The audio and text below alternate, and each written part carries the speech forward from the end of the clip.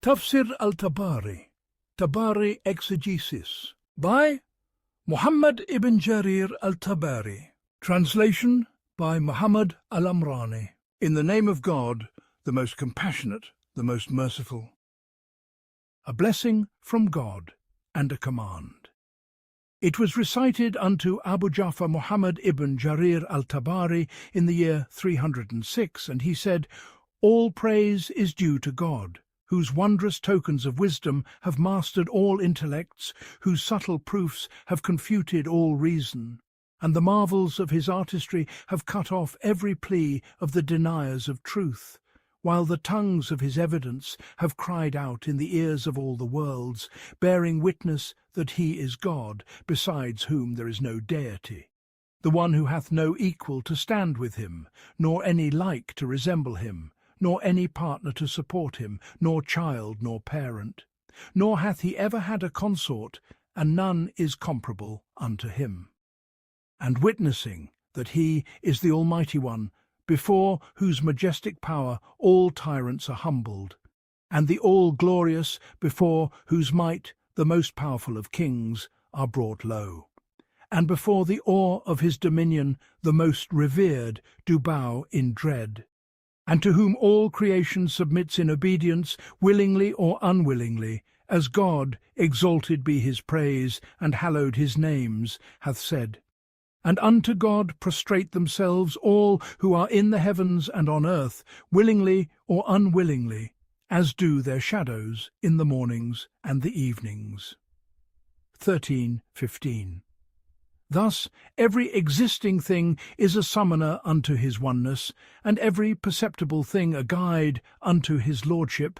By virtue of the signs of craftsmanship he hath imprinted upon them of decrease and increase, of powerlessness and need, and of subjection to afflictions that befall them, and the constant company of emergent states, so that his might be the conclusive argument.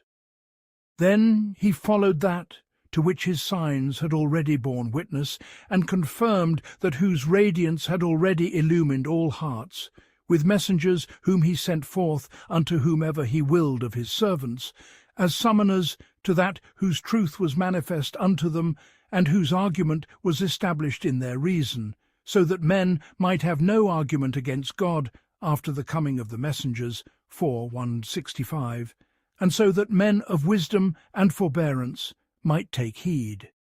And so he fortified them with his aid, and distinguished them from the rest of his creation by the signs which he set forth as proof of their truthfulness, and supported them with conclusive arguments and wondrous portents that could not be emulated, lest any should say, "This is but a mortal man like yourselves, who eats of what you eat, and drinks of what you drink.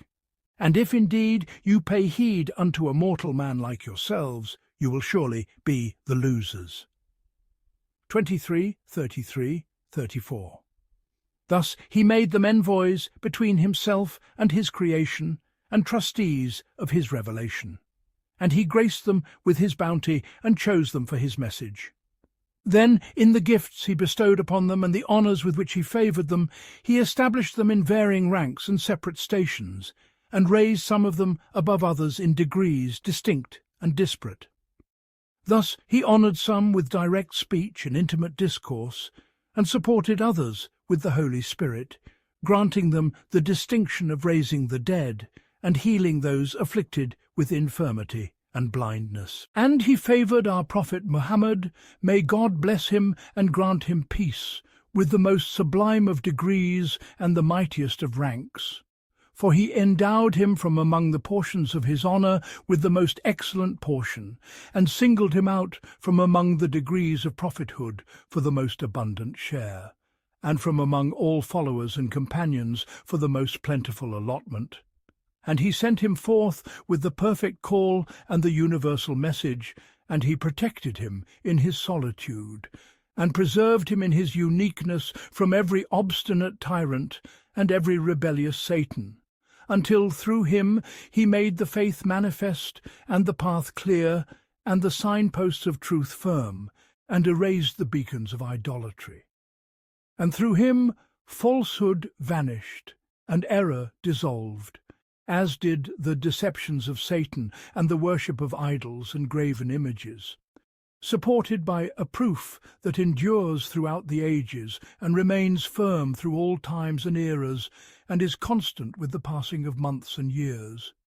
A proof whose light shines ever more brightly with the turning of the cycles of time, and whose brilliance intensifies with the passage of nights and days, a special grace from God unto him, setting him apart from all other messengers, those whom tyrants overpowered and iniquitous nations subdued, so that after them their traces were effaced and their memory faded with the passage of nights and days, and apart from those among them who were sent only to one nation and not another, to a select few and not to all, to a single community and not to mankind entire.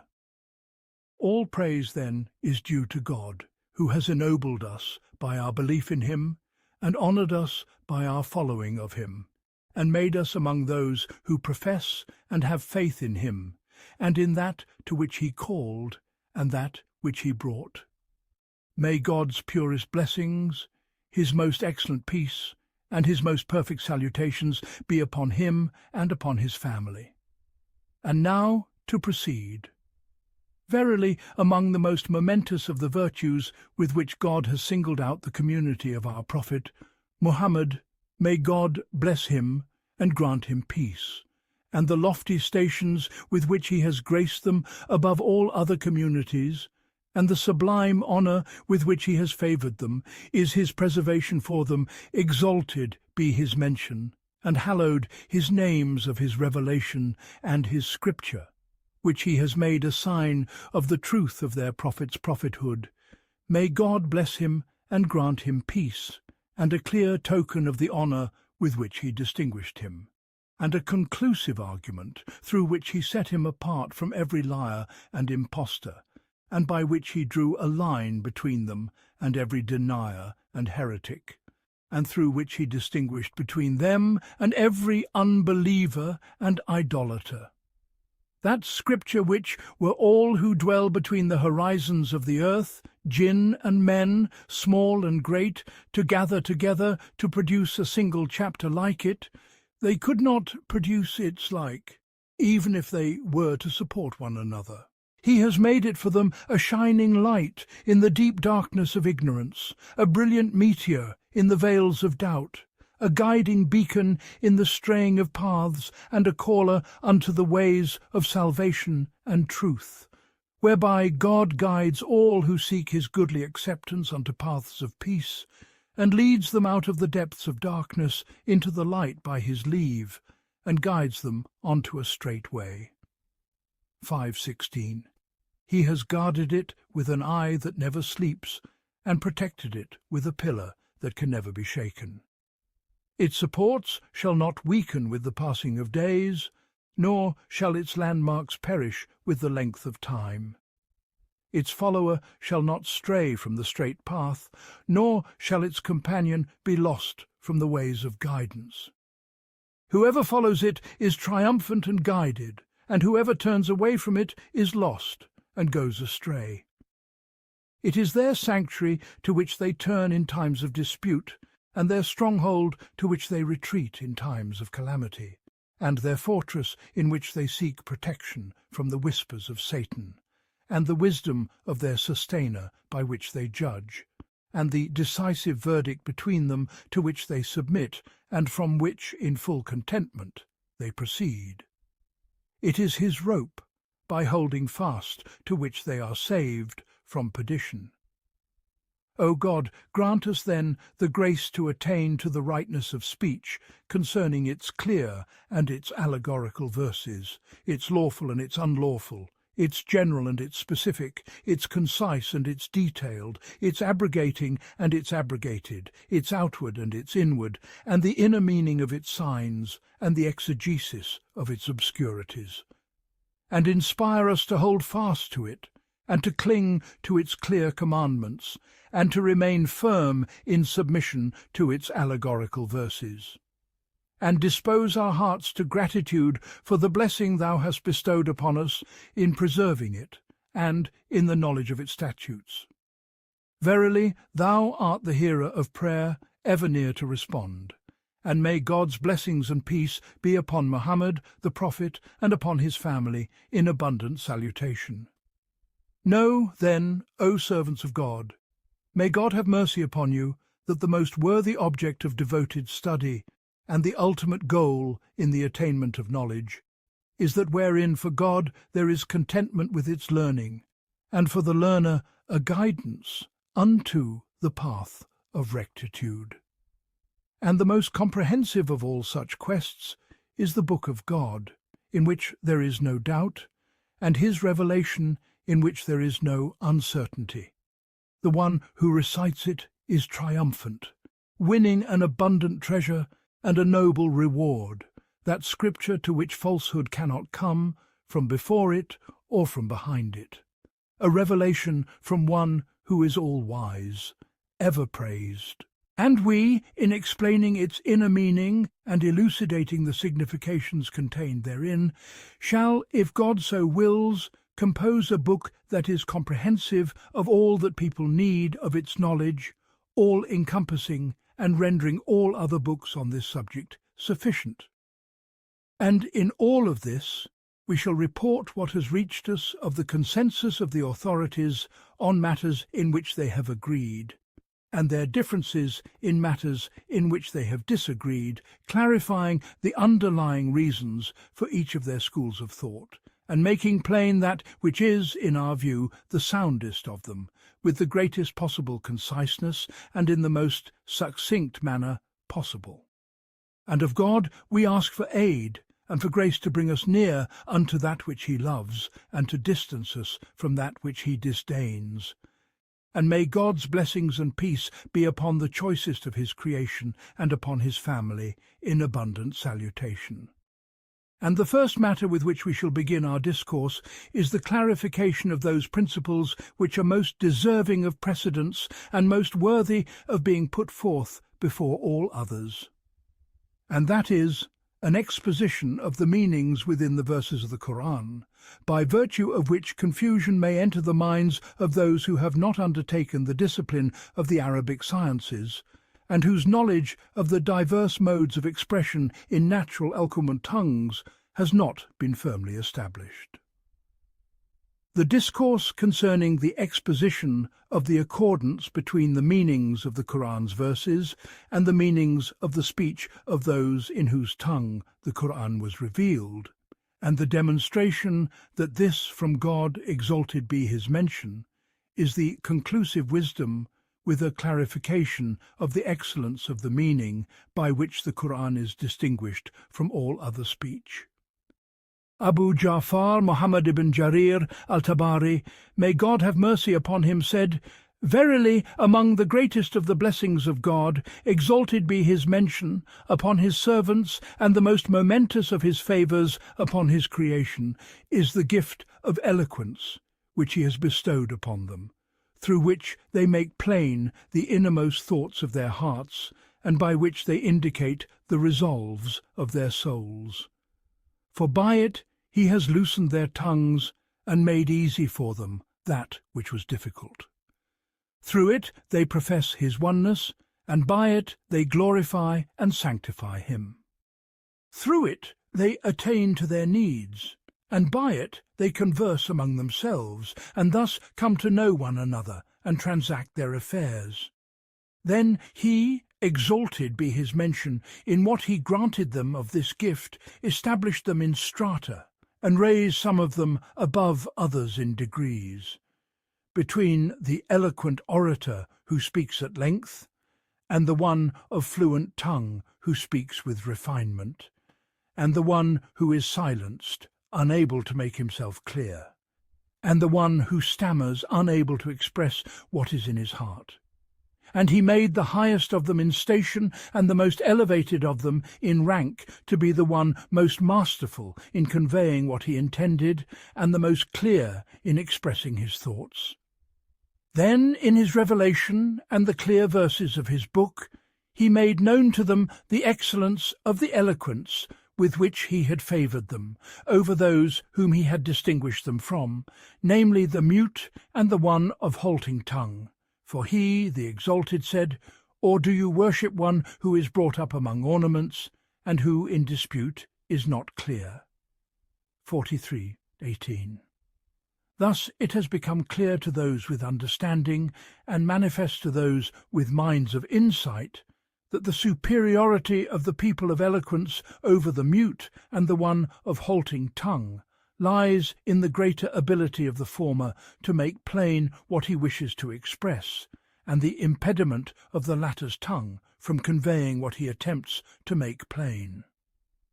Since this is so, and since the quality by which the superior is distinguished from the inferior in this regard, and by which one becomes superior and the other inferior, is what we have described of the superior clarity of the eloquent one over that which the one of halting tongue falls short of.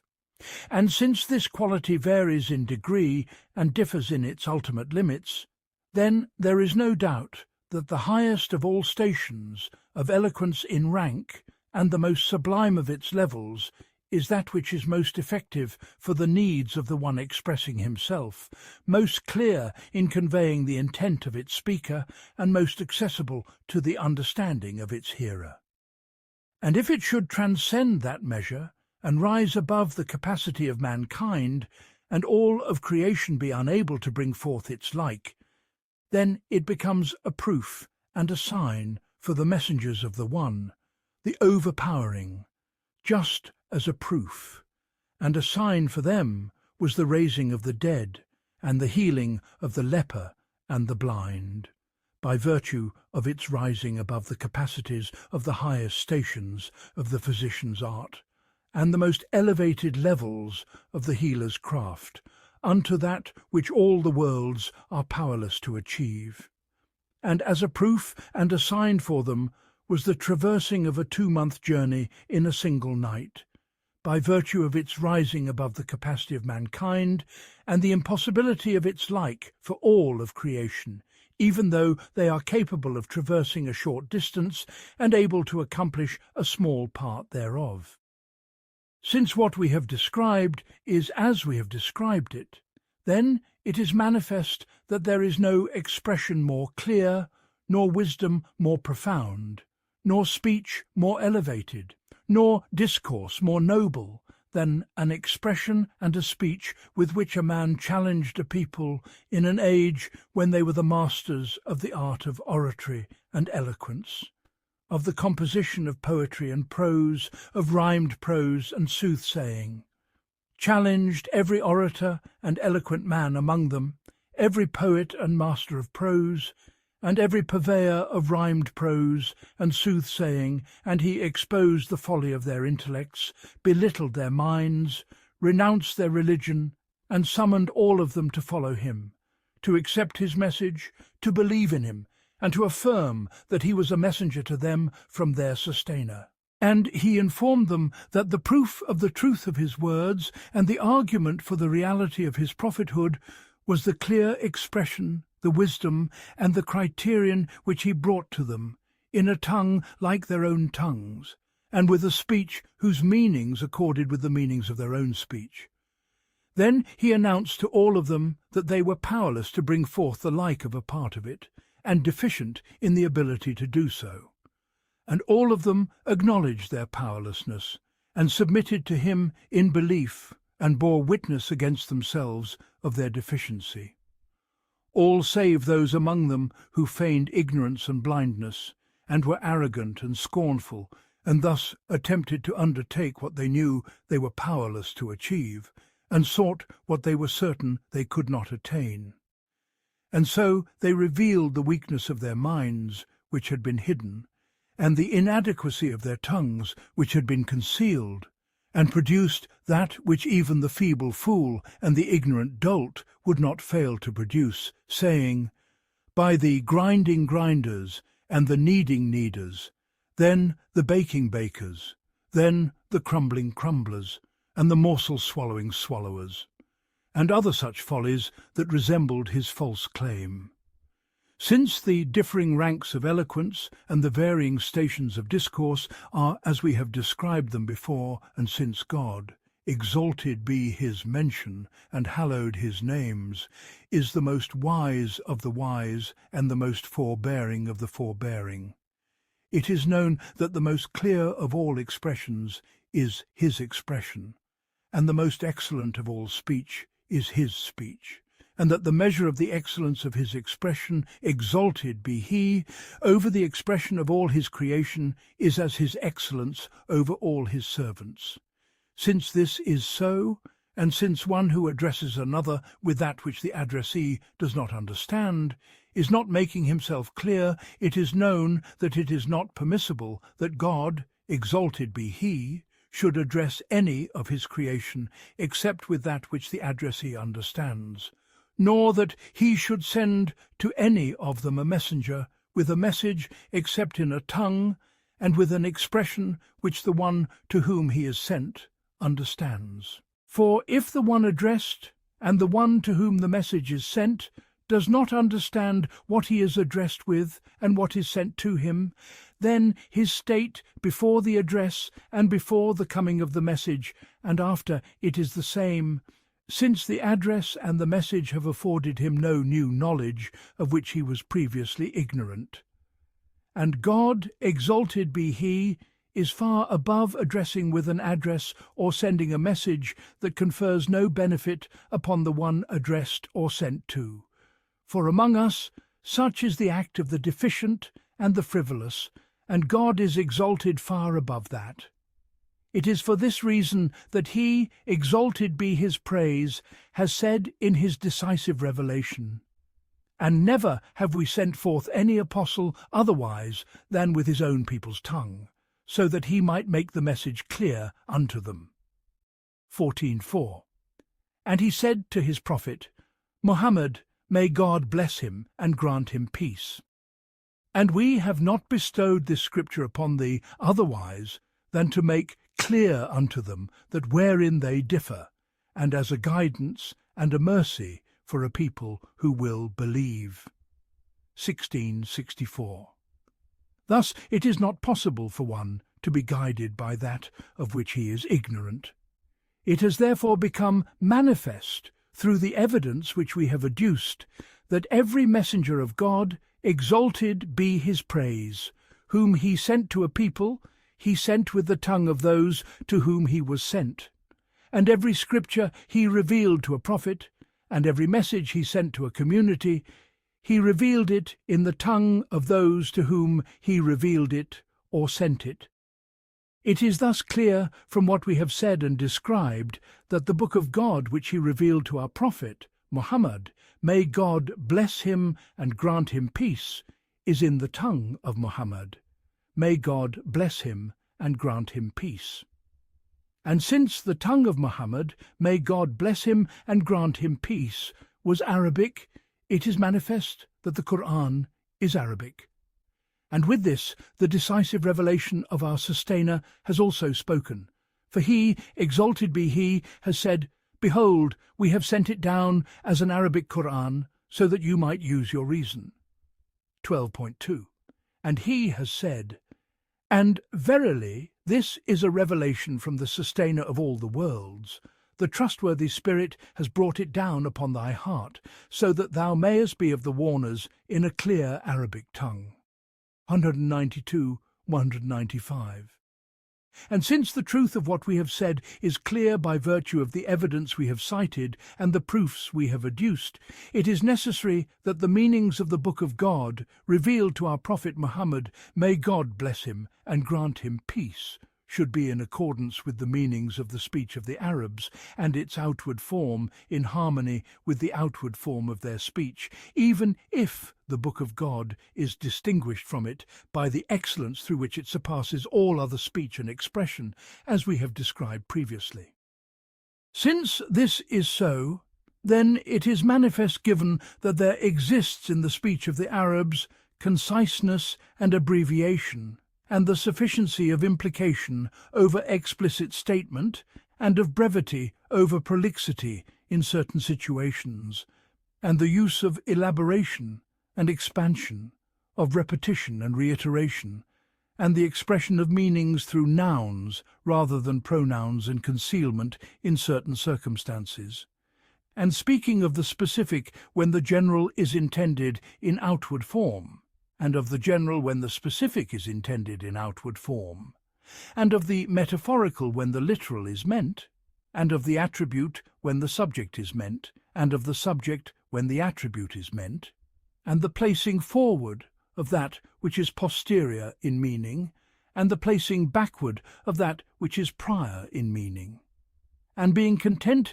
with a part for the whole, and with what is manifest for what is omitted, and making explicit what is meant to be omitted, that what is in the Book of God, revealed to his Prophet Muhammad, may God bless him and grant him peace, in all these respects should have its counterpart and its like and semblance. And we shall, God willing, elucidate all of this in its proper places, if he so wills, and grants us aid and strength therefrom. The Discourse concerning the exposition of the words wherein the language of the Arabs and the language of other peoples coincide, said Abu Ja'far, if a questioner were to ask us, saying, "You have mentioned that it is not permissible for God, exalted be his mention, to address any of his creation except with that which he understands, nor to send him a message except in the tongue which he comprehends. 1. What then would you say concerning that which was related to you by Muhammad ibn Humayd al-Razi, who said, Hakam ibn Salm related to us, saying, Absar related to us, from Abu Ishaq, from Abu al-Awas, from Abu Musa. He will give you a twofold portion, kiflain, of his mercy. 57:28. He said, kiflain means a double portion of reward in the Abyssinian tongue. 2. And concerning that which was related to you by Ibn Humayd, who said, Hakam related to us, from Anbasa, from Abu Ishaq, from Sa'id ibn Jubair, from Ibn Abbas. Verily, the rising by night, Nashiat al-Layl, 73:6. He said, in the Abyssinian tongue, when a man rises from the night, they say, Nasha'a. 3. And concerning that which was related to you by Ibn Humayd, who said, Hakam related to us, saying, Anbasa related to us, from Abu Ishaq, from Abu Maysara. O you mountains, sing forth praises with him, Awibi. 34:10. He said, glorify in the Abyssinian tongue, said Abu Ja'far. And everything in this book where we say was related to you, they have indeed related to us. 4. And concerning that which was related to you by Muhammad ibn Khalid ibn Khidash al-Azdi, who said, Salam ibn Qutaybah related to us, saying, Hamad ibn Salama related to us, from Ali ibn Zayd, from Yusuf ibn Mihran, from Ibn Abbas, may God be pleased with them both, that he was asked about his saying, fleeing from a lion Kaswara, 74:51. He said, in Arabic it is the lion, in Persian it is Shar, in Nabatian it is Arya, and in Abyssinian it is Kaswara. 5. And concerning that which was related to you by Ibn Humayd, who said, Yaqub al-Qummi related to us, from Jafar ibn Abi al-Mughira, from Sa'id ibn Jubair, who said, Quraysh said, why was this Qur'an not sent down in both a foreign and an Arabic tongue? So God, exalted be his mention, revealed, they would surely have said, why are its verses not explained in detail? What, a foreign tongue and an Arab? Say, for those who believe, it is a guidance and a healing. 41:44. So God revealed after this verse in the Qur'an from every tongue therein. Stones of baked clay sigil, 11-82, 1574. He said, it is Persian that has been Arabized, Sank Wakil. 6. And concerning that which was related to you by Muhammad ibn Bashar, who said, Abd al-Rahman ibn Mahdi related to us, saying, Israel related to us, from Abu Ishaq, from Abu Maysara, who said, in the Qur'an there is something from every tongue. And in narrations similar to these, which to mention would lengthen the book, indicating that there is in it from other than the tongue of the Arabs. It would be said to him, That which they have said concerning this does not depart from the meaning of what we have said, because they did not say, "These words and their like were not speech for the Arabs," nor was that their parlance before the revelation of the Qur'an, nor were the Arabs unacquainted with them before the coming of the criterion, for that would be a statement contrary to our own. Rather, some of them said, "The word so-and-so in the Abyssinian tongue means such and such, and the word so-and-so in the Persian tongue means such and such." And we do not find it strange that there should be speech in which the expressions of all the diverse peoples of different tongues agree in a single meaning, let alone two of them. Just as we have found much agreement in what we know of different tongues, such as the dirham, the dinar, the dawat, inkwell, the kalam, pen, the kirtas, paper, and other things, the enumeration of which would be wearisome, and the listing of which tedious. So we have refrained from lengthening the book by mentioning them in which the Persian and Arabic tongues have coincided in expression and meaning. And perhaps it is likewise in all other tongues, whose speech we do not know, and whose language we are not familiar with. So if someone were to say concerning the things we have mentioned, and have been informed of their coincidence in expression and meaning in Persian and Arabic, and other such things we have refrained from mentioning, that all of it is Persian, not Arabic, or that all of it is Arabic, not Persian, or that some is Arabic and some is Persian, or that its origin was with the Arabs, and it passed to the Persians, who then spoke it, or that its origin was with the Persians and it passed to the Arabs, who then Arabized it, he would be deemed ignorant.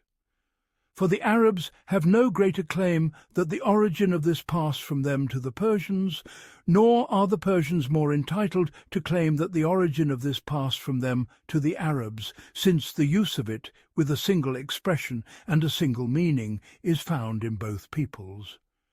And since it exists, as we have described, in both peoples, then neither people has a greater claim than the other that the origin was from them.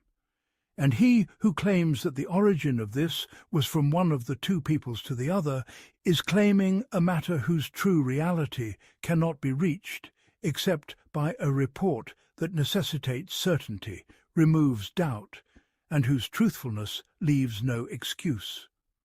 Nay, the correct view, in our estimation, is that it should be called Arabic Persian, or Abyssinian Arabic, since both peoples use it in their expression and parlance in the same way as they use the rest of their parlance and expression. Thus, the other words from the language of each of them are no more deserving of being attributed to them than this word. Likewise is the case of every word and name in which the expressions of different peoples coincide in form and meaning, and which is found to be used in each of them in the same way as the rest of their speech.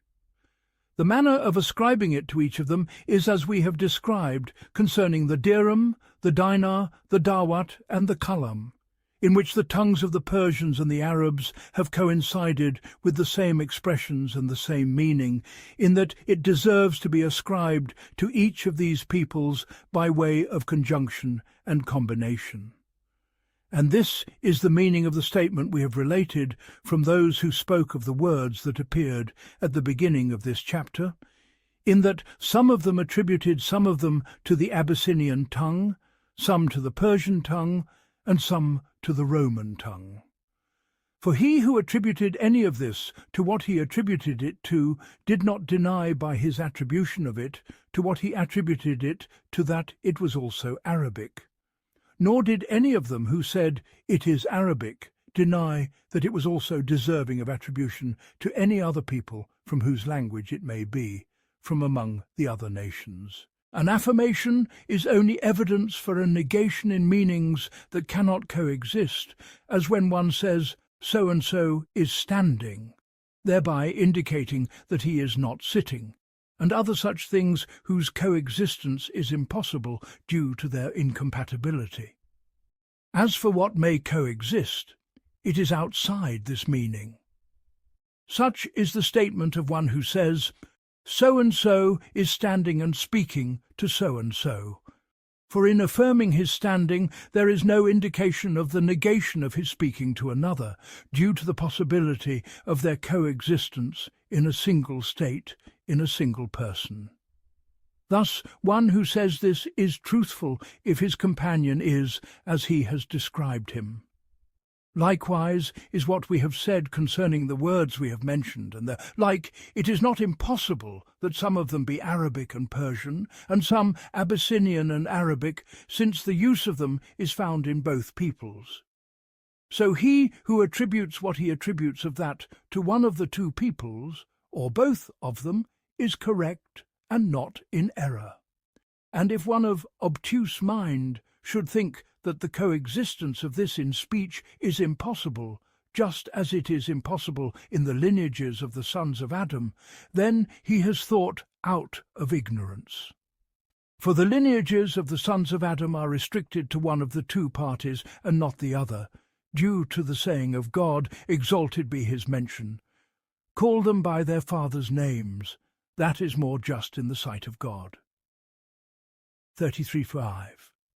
But it is not so in speech and expression, for speech is only attributed to those by whom its use is known. So if the use of some speech were known among different peoples, two or more, with a single expression and a single meaning, then that would be attributed to each of those peoples, with no single people deserving to have a greater claim to it than the others. Just as if there were a land between a plain and a mountain, having the air of the plain and the air of the mountain, or between land and sea, having the air of the land and the air of the sea. No person of sound mind would refrain from describing it as being of the plain and of the mountain, or of the land and of the sea, since its attribution to one of its qualities does not negate its right to be attributed to the other. And if one were to single out for it one of its qualities without divesting it of its other quality, he would be truthful and correct. And likewise is the discourse concerning the words which we have previously mentioned at the beginning of this chapter. And this meaning which we have stated concerning this is, in our view, the meaning of the one who said, "In the Qur'an there is something from every tongue, and God knows best, that in it there is from every tongue, that in which the expression of the Arabs and the expression of other peoples who speak it coincide, similar to what we have described in what has preceded. For it is not permissible to imagine of any person of sound disposition who affirms the Book of God, who has recited the Qur'an and knows the statutes of God, that he should believe that some of the Qur'an is Persian and not Arabic, and some Nabatean and not Arabic, and some Roman and not Arabic, and some Abyssinian and not Arabic, after God, exalted be his mention, has informed us concerning it that he has made it an Arabic Qur'an.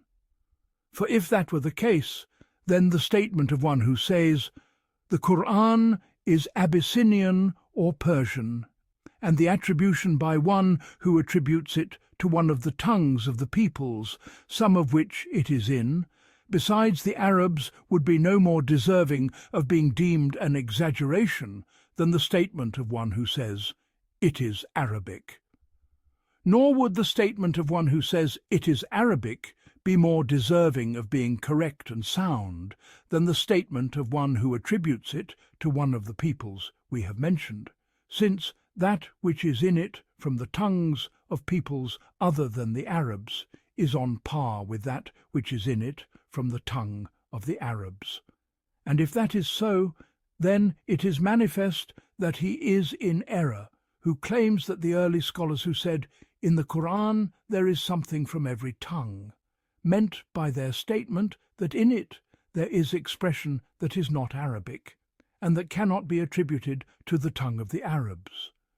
And it should be said to one who denies what we have said from among those who claim that the words we have previously mentioned at the beginning of the chapter, and their like, are merely the speech of peoples other than the Arabs, which came to the Arabs who then Arabized it.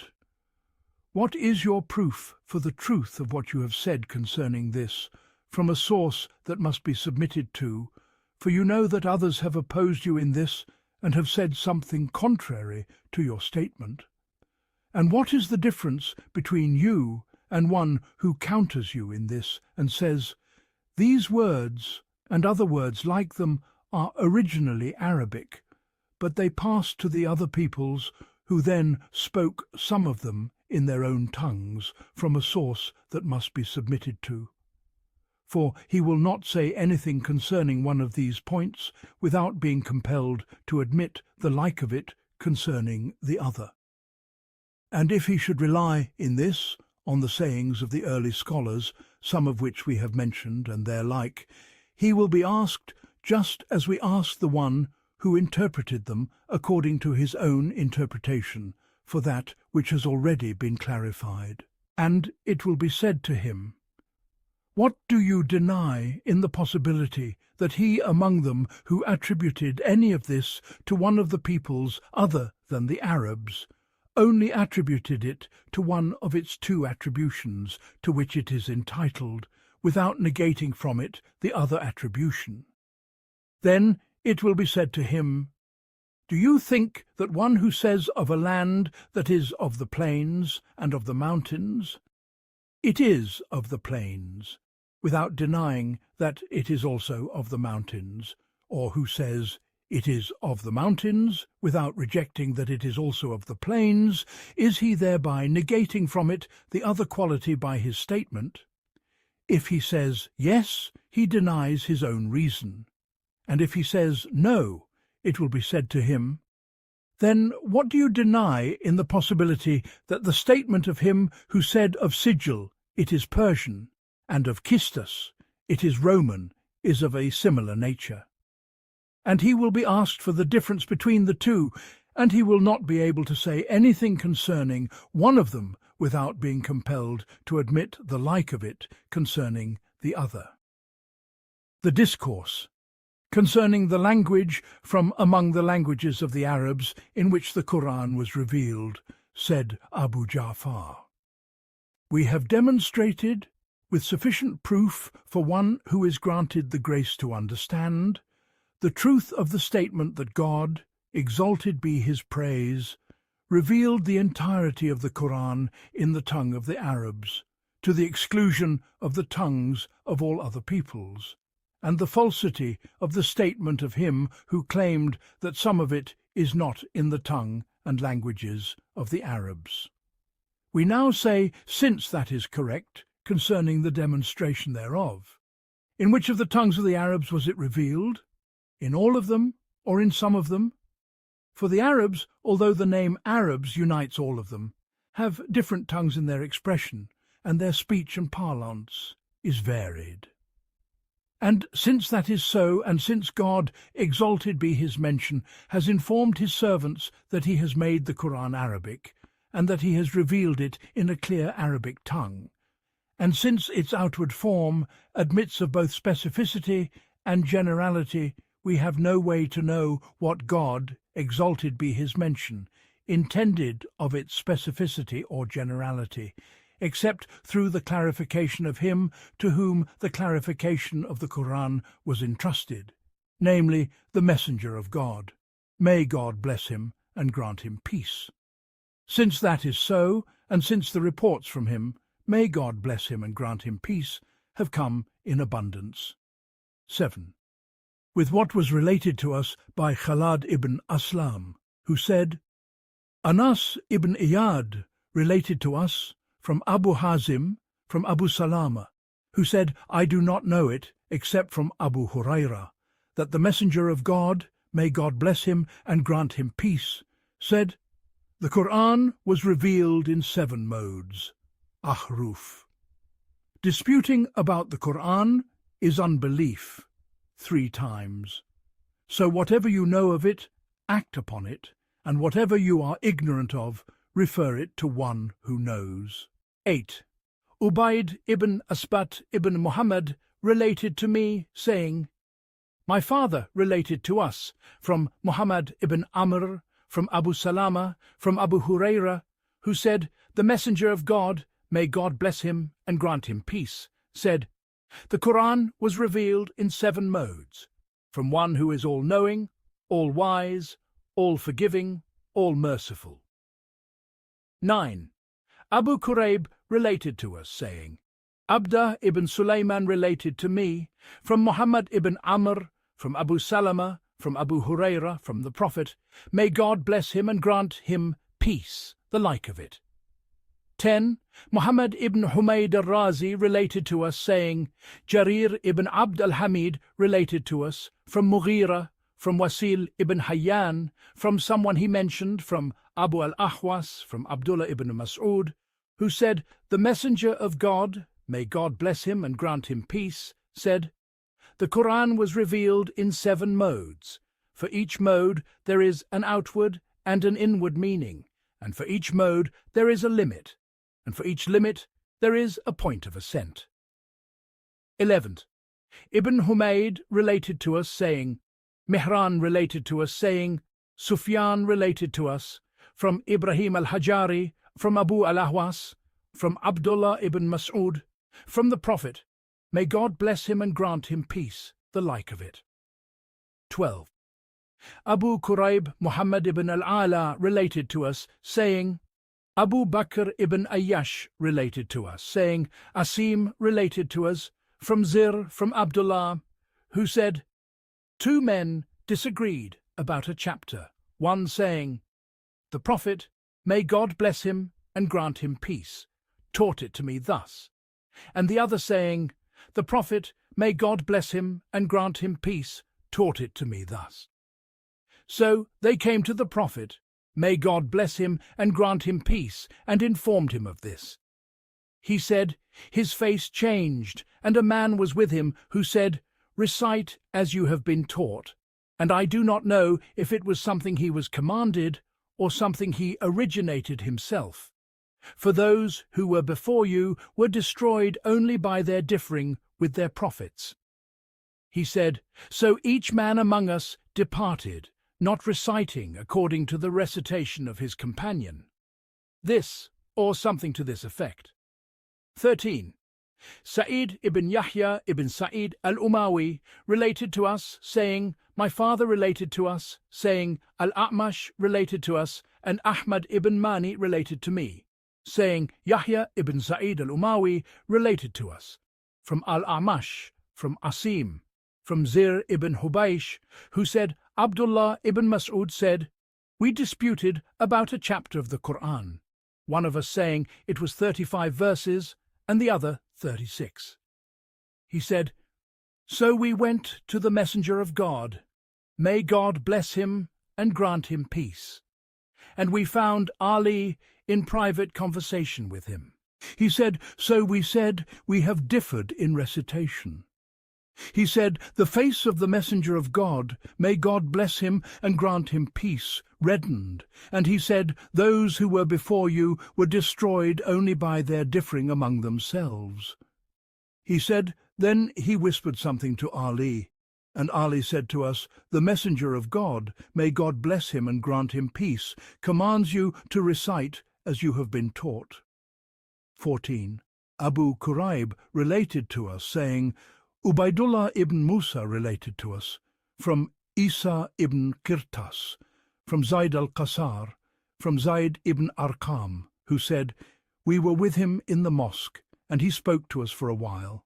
Then he said, a man came to the Messenger of God, may God bless him and grant him peace, and said, Abdullah ibn Mas'ud taught me a chapter, Zayd taught it to me, and Ubay ibn Ka'b taught it to me, and their recitations differ.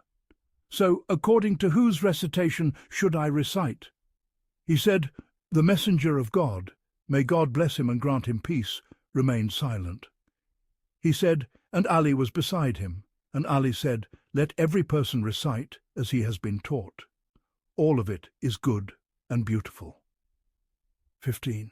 Yunus ibn Abd al-A'la related to me, saying, Ibn Wahab informed us, saying, Yunus informed me from Ibn Shihab, who said, Urwa ibn Zubayr informed me that Al-Miswar ibn Makhrama and Abd al-Rahman ibn Abd al-Qari informed him that they heard Umar ibn al-Khattab, may God be pleased with him, say, I heard Hisham ibn Hakim reciting Surah Al-Furqan during the lifetime of the Messenger of God. May God bless him and grant him peace.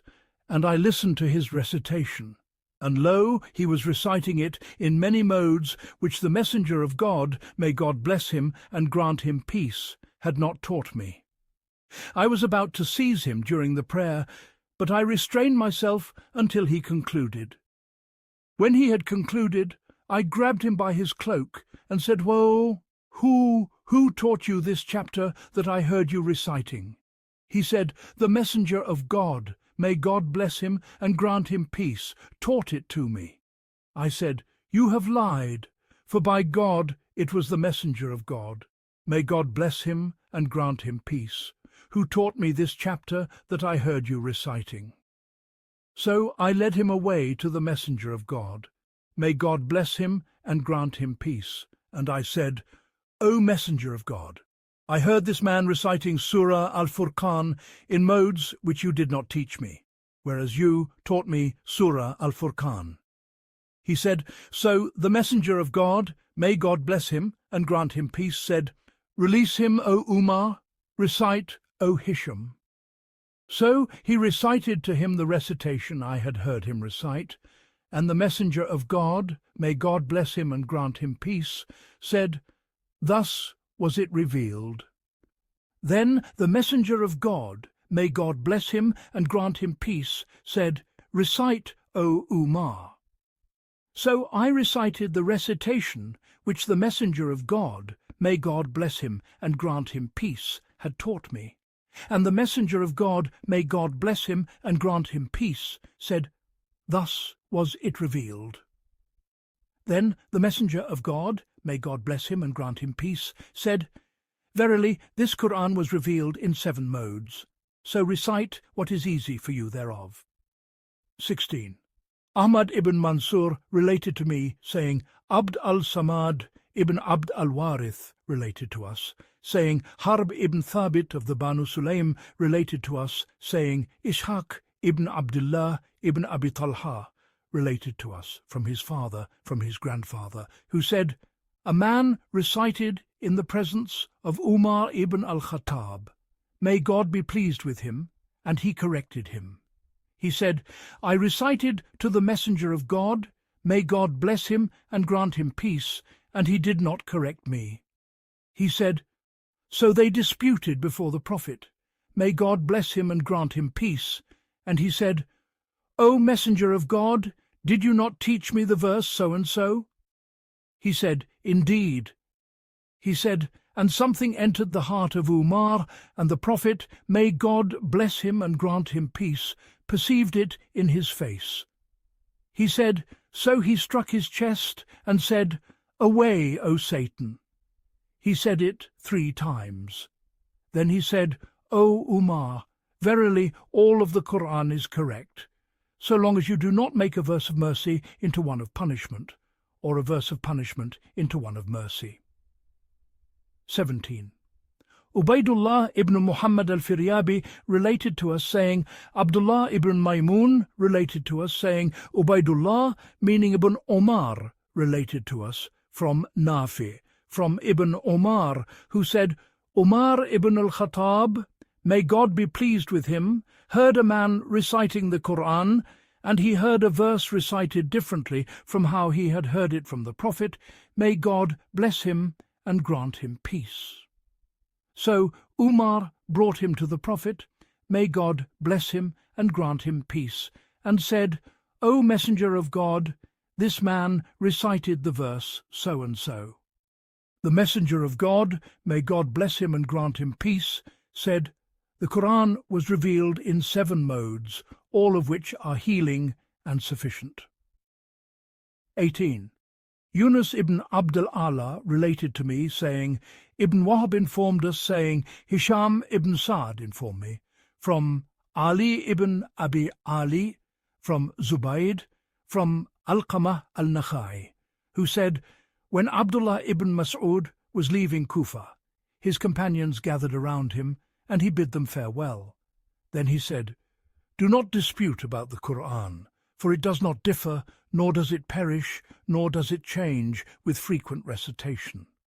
Verily, the law of Islam, its statutes and its ordinances therein are one. If one of the two modes were to forbid something that the other commands, that would be a true difference.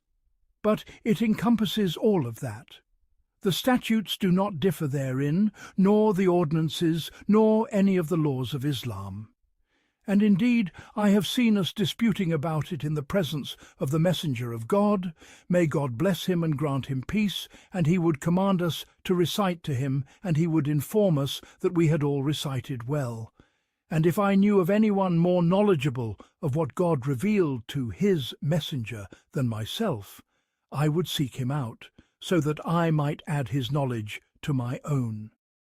And indeed I recited from the tongue of the Messenger of God, may God bless him and grant him peace, 70 chapters, and I knew that the Qur'an was presented to him every Ramadan until the year he was taken, when it was presented to him twice, and whenever he finished I would recite to him, and he would inform me that I had recited well.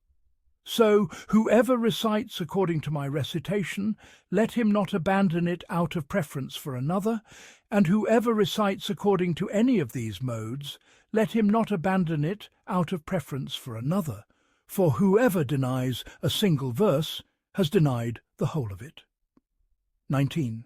Yunus ibn Abd al-A'la related to me, saying, Ibn Wahb informed us, saying, Yunus informed me, and Abu Quraib related to us, saying, Rishdin ibn Sa'd related to us, from Uqayl ibn Khalid, both from Ibn Shihab, who said, Ubaydullah ibn Abdullah ibn Utbah related to me, that Ibn Abbas related to him, that the Messenger of God, may God bless him and grant him peace, said, Gabriel taught me to recite in one mode, so I kept asking him to revise it, and I continued to ask for more, and he would give me more, until it reached 7 modes. Ibn Shihab said, It has reached me that these 7 modes are only in matters that are one, with no difference in what is lawful or unlawful. 20. Muhammad ibn Abdullah ibn Abi Makhlad al-Wasiti and Yunus ibn Abd al-A'la al-Sadafi related to me, saying, Sufyan ibn Uyayna related to us from Ubaydullah, whose father informed him that Ayyub informed him that the Prophet, may God bless him and grant him peace, said, The Qur'an was revealed in 7 modes. Whichever of them you recite, you have recited correctly. 21.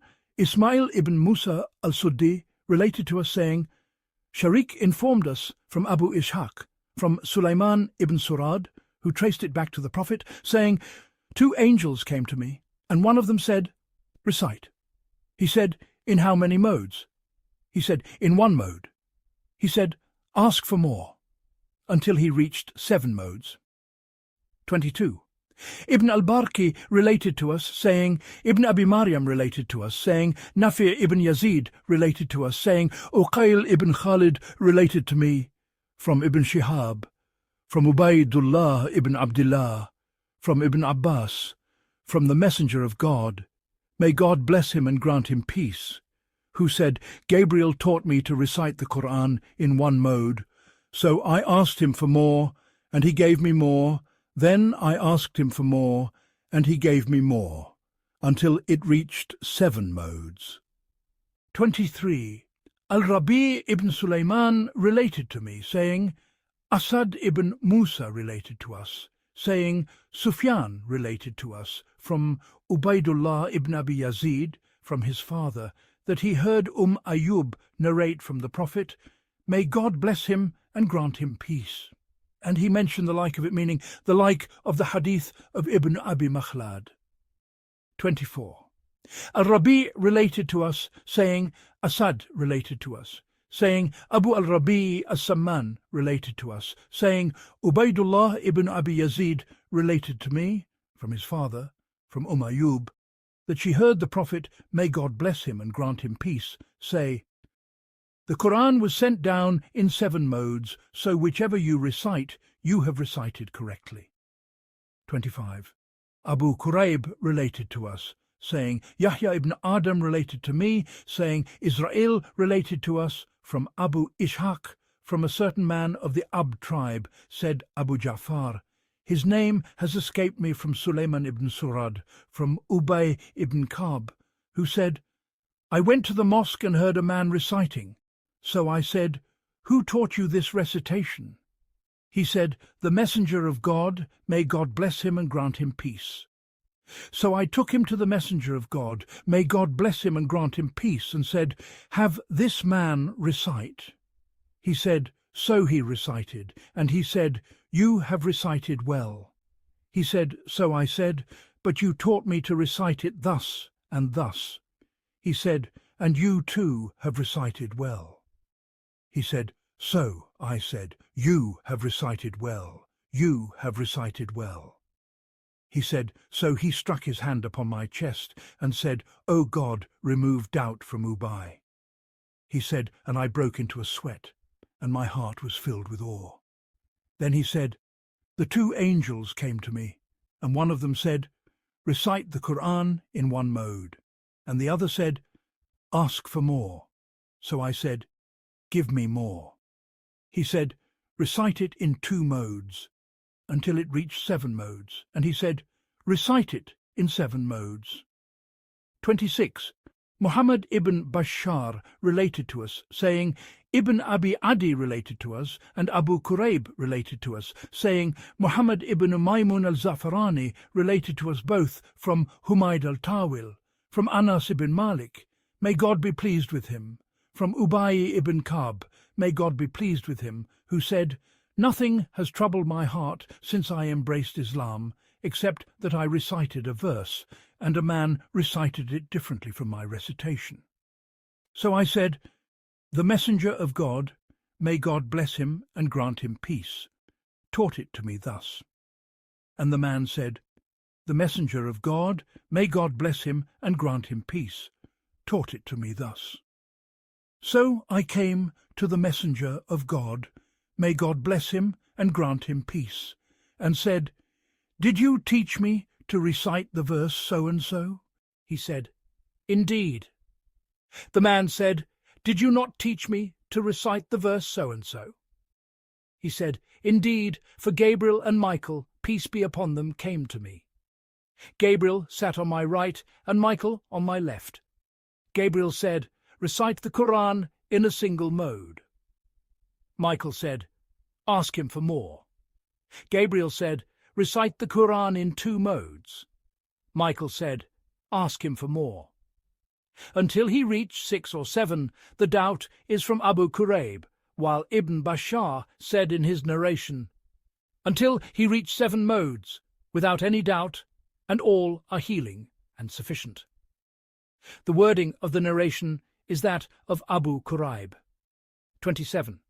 Yunus ibn Abdul Allah related to me, saying, Ibn Wahab informed us, saying, Yahya ibn Ayyub informed me. From Humayd al-Tawil, from Anas ibn Malik, from Ubay ibn Ka'b, from the Prophet, may God bless him and grant him peace, the like of it. And he said in his narration, until he reached 6 modes, he said, recite it in 7 modes. All are healing and sufficient. 28. Muhammad ibn Marzuq related to us, saying, Abu al-Walid related to us, saying, Hamad ibn Salama related to us, from Humayd, from Anas ibn Malik, from Ubadah ibn al-Samit, from Ubay ibn Ka'b, who said, the Messenger of God, may God bless him and grant him peace, said, the Qur'an was revealed in 7 modes. 29. Abu Quraib related to us, saying, Hussein ibn Ali and Abu Usama related to us, from Za'idah, from Asim, from Zir, from Ubay, who said, the Messenger of God, may God bless him and grant him peace, met Gabriel at the stones of Al-Mira, and he said, I have been sent to an unlettered people, among them the boy, the servant, the aged man, and the old woman. Gabriel said, "Then let them recite the Qur'an in 7 modes." The wording of the narration is that of Abu Usama. 30. Abu Quraib related to us, saying, Ibn Numayr related to us, saying, Ismail ibn Abi Khalid related to us, and Abd al-Hamid ibn Bayan al-Qannad related to us, saying, Muhammad ibn Yazid al-Wasiti related to us from Ismail, from Abdullah ibn Isa ibn Abd al-Rahman ibn Abi Layla, from his grandfather, from Ubay ibn Ka'b, who said, I was in the mosque, and a man entered to pray and recited in a manner I disapproved of. Then another man entered and recited in a manner different from his companion. So we all went to the messenger of God. May God bless him and grant him peace. He said, So I said, O messenger of God, this man recited in a manner I disapproved of. Then this one entered and recited in a manner different from his companion. So the messenger of God, may God bless him and grant him peace, commanded them both to recite. And the messenger of God, may God bless him and grant him peace, approved of their manner, and there entered into my heart a sense of denial, the like of which I had not felt even in the time of ignorance. When the messenger of God, may God bless him and grant him peace, saw what had overcome me, he struck my chest, and I broke into a sweat, as if I were looking upon God in fear. He said to me, O Ubay, it was sent to me that I should recite the Qur'an in 1 mode. So I replied to him, Make it easy for my people. He replied to me the 2nd time, Recite the Qur'an in 1 mode. I replied to him, Make it easy for my people. He replied to me the 3rd time, Recite it in 7 modes, and for every reply I have given you, you have a petition which you may ask of me. So I said, O God, forgive my people. O God, forgive my people. And I saved the 3rd for a day when all creation will turn to me, even Abraham. Except that Ibn Bayan said in his narration, So the Prophet, may God bless him and grant him peace, said to them, You have recited correctly and well. And he also said, and I broke out in a profuse sweat. 31. Abu Quraib related to us, saying, Muhammad ibn Fudail related to us from Ismail ibn Abi Khalid with his chain of transmission from the Prophet, may God bless him and grant him peace, the like of it. And he said to me, I seek refuge for you with God from doubt and denial. And he also said, Verily, God commanded me to recite the Qur'an in 1 mode. So I said, O God, my sustainer, lighten the burden for my people. He said, Recite it in 2 modes. So he commanded me to recite it in 7 modes, from 7 gates of paradise, all of which are healing and sufficient. 32. Abu Quraib related to us, saying, Waqi related to us, from Ismail ibn Abi Khalid, from Abdullah ibn Isa ibn Abi Layla, and from Ibn Abi Layla, from Al-Hakam, from Ibn Abi Layla, from Ubay, who said, I entered the mosque and prayed, and I recited Surah Al-Nahl. Then another man came and recited it differently from my recitation. Then another man came and recited it contrary to our recitation. So there entered my soul a doubt and denial more severe than I had felt in the time of ignorance. So I took them both by the hand and brought them to the Prophet, may God bless him and grant him peace, and said, O messenger of God, have these 2 recite. So one of them recited, and he said, You have recited correctly. Then he had the other recite, and he said, You have recited correctly. So there entered my heart a doubt and denial more severe than had been in the time of ignorance. So the messenger of God, may God bless him and grant him peace, struck my chest and said, May God protect you from doubt and drive the Satan away from you. Ismail said, So I broke into a sweat. But Ibn Abi Layla did not say this. He said, Then he said, Gabriel came to me and said, recite the Qur'an in a single mode. So I said, verily, my people are not able. Until he said it 7 times, and then he said to me, recite it in 7 modes, and for every reply I gave, you have a petition. He said, so all creatures will be in need of me for it, even Abraham, may God bless him and grant him peace. 33. Abu Quraib related to us, saying, Abdullah related to us from Ibn Abi Layla, from Al-Hakam, from Abd al-Rahman ibn Abi Layla, from Ubay, from the Prophet, may God bless him and grant him peace, the like of it. 34.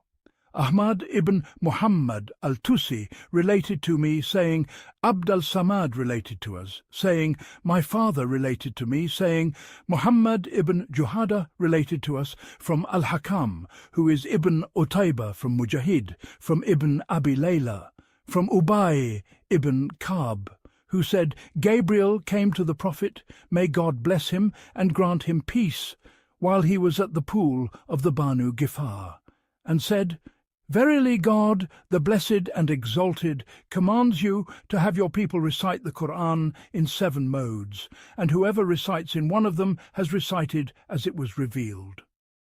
35. Muhammad ibn al-Muthanna related to us, saying, Muhammad ibn Ja'far related to us, saying, Shubah related to us, from Al-Hakam, from Mujahid, from Ibn Abi Layla, from Ubay ibn Ka'b, that the Prophet, may God bless him and grant him peace, was at the pool of the Banu Gifar. And he said, so Gabriel came to him and said, verily, God commands you to have your people recite the Qur'an in 1 mode. He said, I ask God for his well-being and his forgiveness, for my people cannot bear that. He said, then he came to him a 2nd time and said, verily, God commands you to have your people recite the Qur'an in 2 modes. He said, I ask God for his well-being and his forgiveness, for my people cannot bear that. Then he came to him a 3rd time and said, verily, God commands you to have your people recite the Qur'an in 3 modes. He said, I ask God for his well-being and his forgiveness, for my people cannot bear that. Then he came to him a 4th time and said, verily, God commands you to have your people recite the Qur'an in 7 modes, so whichever mode they recite upon, they have recited correctly. 36.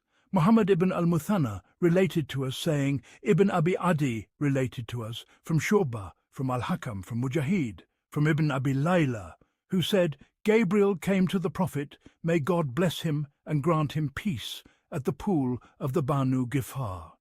And he mentioned the like of it. 37.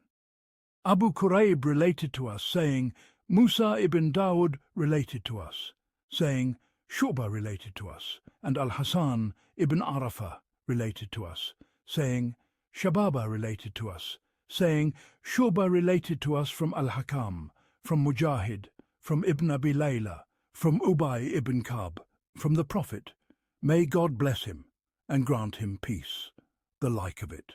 38.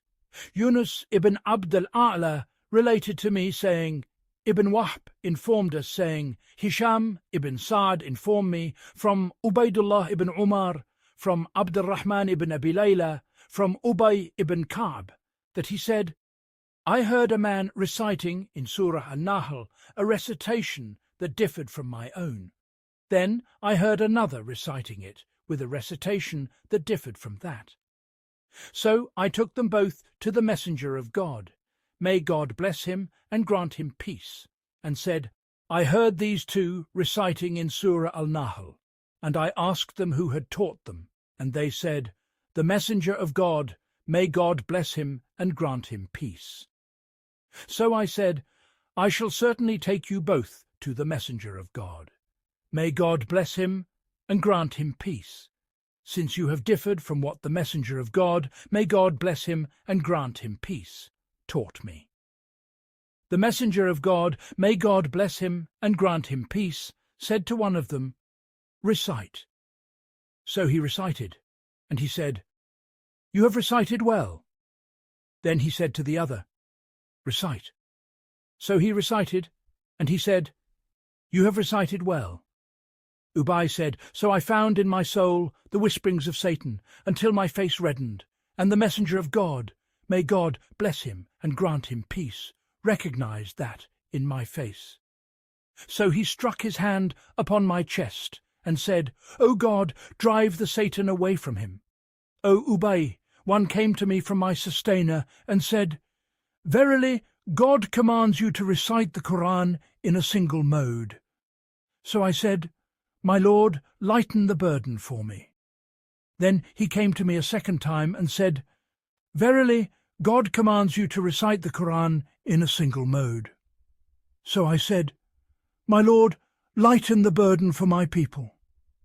Then he came to me a third time and said the same, and I said the same. Then he came to me a fourth time and said, Verily, God commands you to recite the Qur'an in 7 modes, and for every reply you have a petition. So I said, O my Lord, forgive my people, O my Lord, forgive my people. And I saved the third as an intercession for my people on the day of resurrection. 39.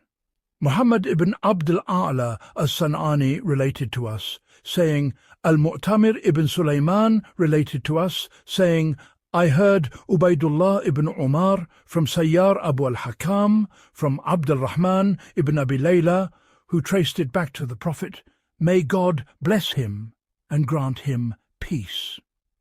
He mentioned that 2 men disputed over a verse of the Qur'an, each claiming that the Prophet, may God bless him and grant him peace, had taught it to him.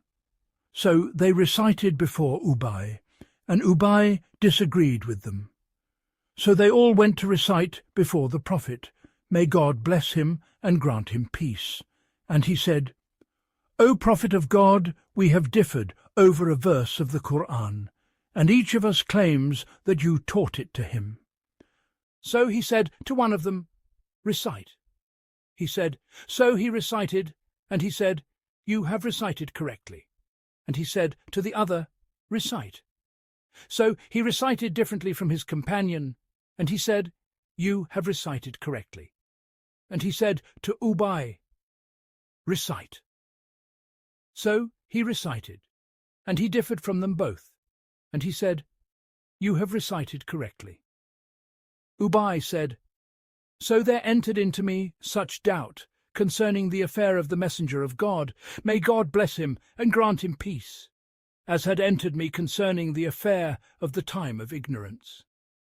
He said, So the messenger of God, may God bless him and grant him peace, recognized what was in my face, and he raised his hand and struck my chest, and said, Seek refuge with God from the accursed Satan.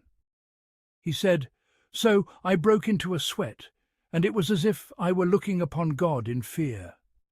And he said, One came to me from my sustainer and said, Verily your sustainer commands you to recite the Qur'an in a single mode.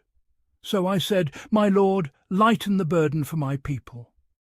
He said, Then he came and said, Verily, your sustainer commands you to recite the Qur'an in a single mode. So I said, My Lord, lighten the burden for my people. He said, Then he came a third time and said, Verily, your sustainer commands you to recite the Qur'an in a single mode. So I said, My Lord, lighten the burden for my people. He said, Then he came to me a fourth time and said, Verily, your sustainer commands you to recite the Qur'an in 7 modes, and for every reply you have a petition. He said, I said, My Lord, forgive my people, my Lord, forgive my people, and I saved the third as an intercession for my people, so that even Abraham, the beloved of the Most Gracious, will yearn for it. 40. Abu Quraib related to us, saying, Zayd ibn al-Hubab related to us, from Hamad ibn Salama, from Ali ibn Zayd, from Abd al-Rahman ibn Abi Bakr, from his father, who said, The messenger of God, may God bless him and grant him peace, said, Gabriel said, recite the Qur'an in one mode. Michael said, you ask him for more. So he said, in 2 modes. Until he reached 6 or 7 modes, and he said, all of them are healing and sufficient, so long as one does not conclude a verse of punishment with mercy, or a verse of mercy with punishment. It is like your saying, come hither, and approach. 41.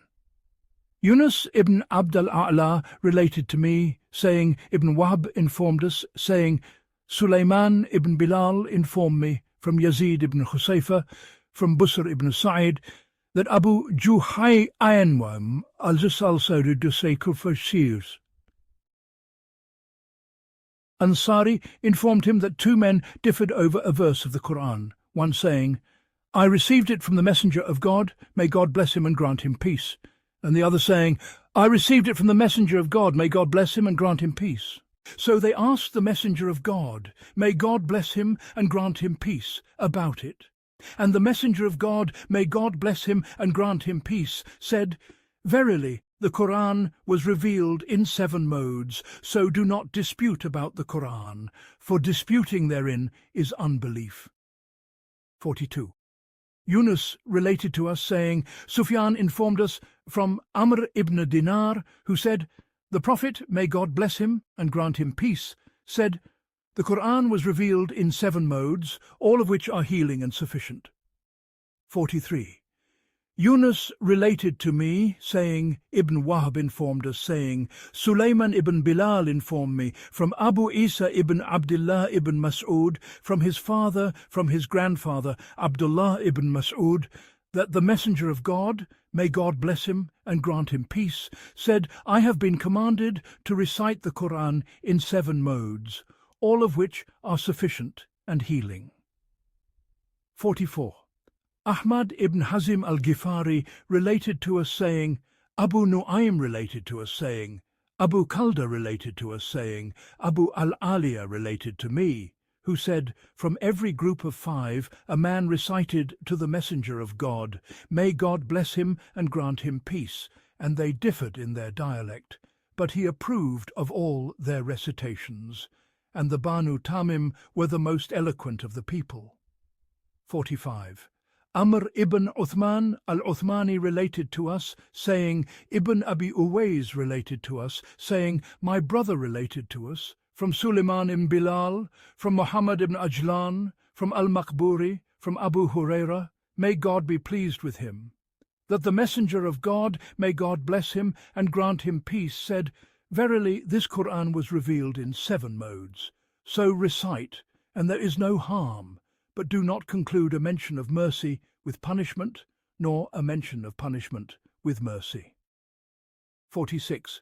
Muhammad ibn Marzouk related to us, saying, Abu Ma'mar, Abdullah ibn Amr ibn Abil Hajjaj related to us, saying, Abdul Warith related to us, saying, Muhammad ibn Juhada related to us, from Al-Hakam ibn Utaybah, from Mujahid, from Abdul Rahman ibn Abi Layla, from Ubay ibn Ka'b, who said, Gabriel came to the Prophet, may God bless him and grant him peace, while he was at the pool of the Banu Gifar, and said, verily, God commands you to have your people recite the Qur'an in a single mode. He said, I ask God for his forgiveness and his well-being. Or he said, his well-being and his forgiveness. Ask God to lighten the burden for them, for they cannot bear that. So he departed, and then returned, and said, verily, God commands you to have your people recite the Qur'an in 2 modes. He said, I ask God for his forgiveness and his well-being. Or he said, his well-being and his forgiveness. For they cannot bear that, so ask God to lighten the burden for them. So he departed, and then returned, and said, verily, God commands you to have your people recite the Qur'an in 3 modes. So he said, I ask God for his forgiveness and his well-being. Or he said, his well-being and his forgiveness. For they cannot bear that, so ask God to lighten the burden for them. So he departed, and then returned, and said, Verily, God commands you to have your people recite the Qur'an in 7 modes, and whoever recites in one of them has recited as it was revealed. Said Abu Ja'far, "It is thus soundly established and proven that that in which the Qur'an was revealed from among the tongues of the Arabs was a portion of them, and not all of them, since it is known that their tongues and dialects are more than 7, in a number that cannot be counted. And if one should say, 'And what is your proof that the meaning of the Prophet's saying, may God bless him and grant him peace, the Qur'an was revealed in 7 modes, and his saying, I have been commanded to recite the Qur'an in 7 modes, is what you have claimed, that it was revealed in 7 dialects, and that he was commanded to recite it in 7 tongues, and not that its meaning is what those who oppose you have said, that it was revealed with command and prohibition, encouragement and warning, stories and parables, and other such sayings.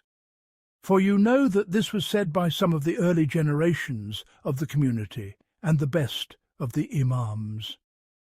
It would be said to him, Verily, those who said that did not claim that the interpretation of the reports we have previously mentioned is what you have alleged they said concerning the 7 modes in which the Qur'an was revealed, to the exclusion of all else, for that would be contrary to our own statement.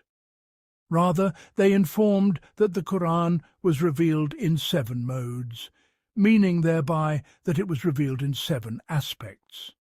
And what they said concerning that is as they said it. And we have narrated in a manner similar to what they have said concerning that from the Prophet, may God bless him and grant him peace, and from a group of his companions reports, some of which we have already mentioned, and we shall relate the remainder of them with its explanation when we reach it, if God so wills.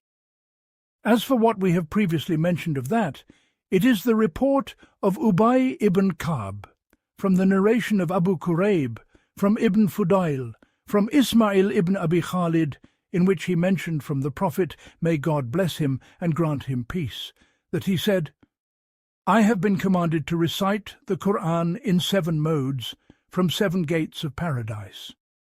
And the 7 modes, ahruf, are, as we have said, the 7 tongues, and the 7 gates of paradise are the meanings contained therein, of command and prohibition, of encouragement and warning, of stories and parables, by which, if a person acts upon them and adheres to their limits, he becomes deserving of paradise. And there is not, all praise be to God, in the statement of those early scholars who said this, any contradiction to what we have said.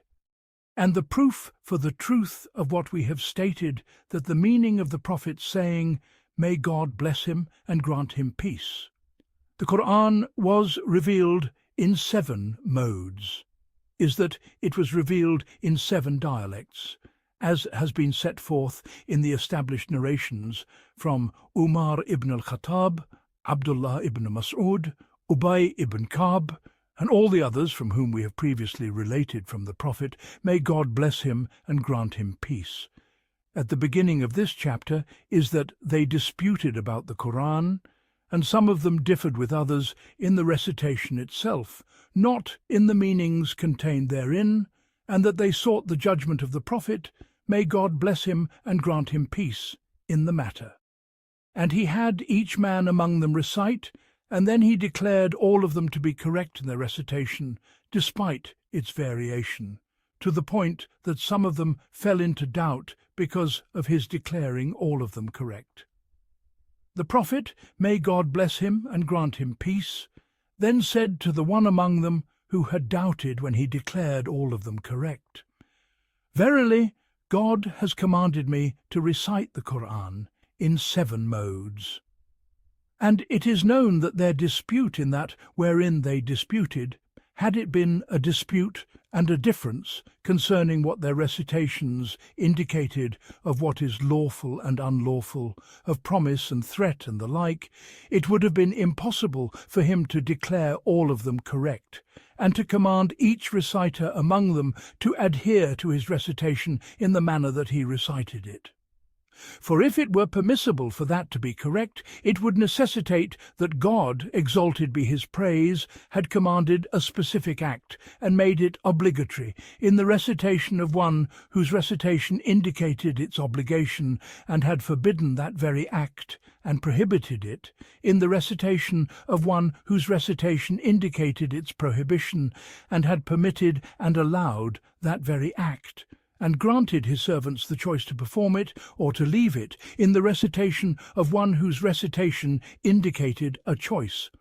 And for one who says this, if he were to say it, it would be an affirmation of what God, exalted be his praise, has denied of his revelation and the ruling of his book. For he has said, will they not then ponder over this Qur'an?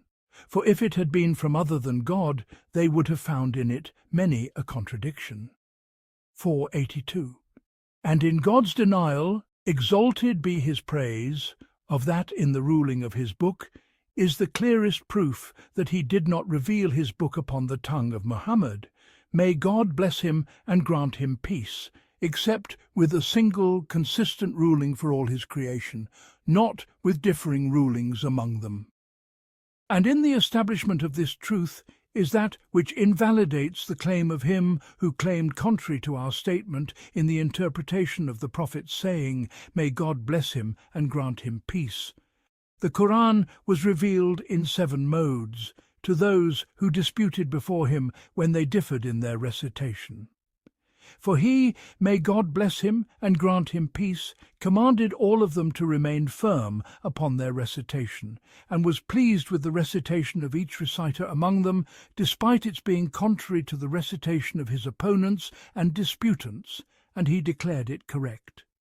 And if his declaring it correct had been a declaration of correctness in that wherein the meanings differed, and if his saying, may God bless him and grant him peace, the Qur'an was revealed in 7 modes, had been an announcement from him to them that it was revealed in 7 different aspects and 7 distinct meanings, then that would be an affirmation of what God has denied of his book, namely contradiction, and a negation of what he has established for it, namely coherence. Moreover, the establishment of the argument that the Prophet, may God bless him and grant him peace, never judged in a single matter at a single time with 2 different rulings, nor did he permit that for his community is sufficient to dispense with further proofs that this is denied of the Book of God. And in the denial of that from the Book of God lies the necessity of the correctness of the statement which we have made concerning the meaning of the Prophet's saying, may God bless him and grant him peace. The Qur'an was revealed in 7 modes, upon the dispute of the disputants before him, in that wherein they differed of the recitation of what they recited from the Qur'an, and the invalidity of the interpretation of the statement of him who opposed our statement in this matter.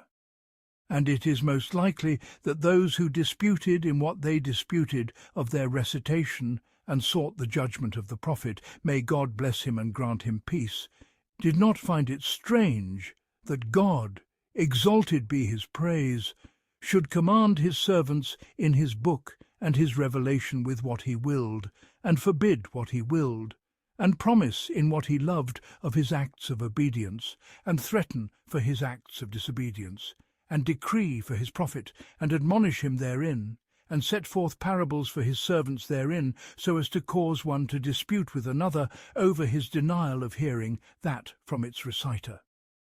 Nay, upon the affirmation of all of this was the submission of those of them who submitted. What then was the reason that necessitated his denial of what he denied, if it was not a difference among them in expressions and dialects? Furthermore, the truth of what we have said has been made clear by a direct report from the Messenger of God. May God bless him and grant him peace. And that is the report which we have mentioned. 47. That Abu Quraib related to us, saying, Zayd ibn al-Hubab related to us, from Hamad ibn Salama, from Ali ibn Zayd, from Abd al-Rahman ibn Abi Bakr, from his father, who said, "The Messenger of God, may God bless him and grant him peace, said, Gabriel said, recite the Qur'an in one mode. Michael, peace be upon him, said, ask for more.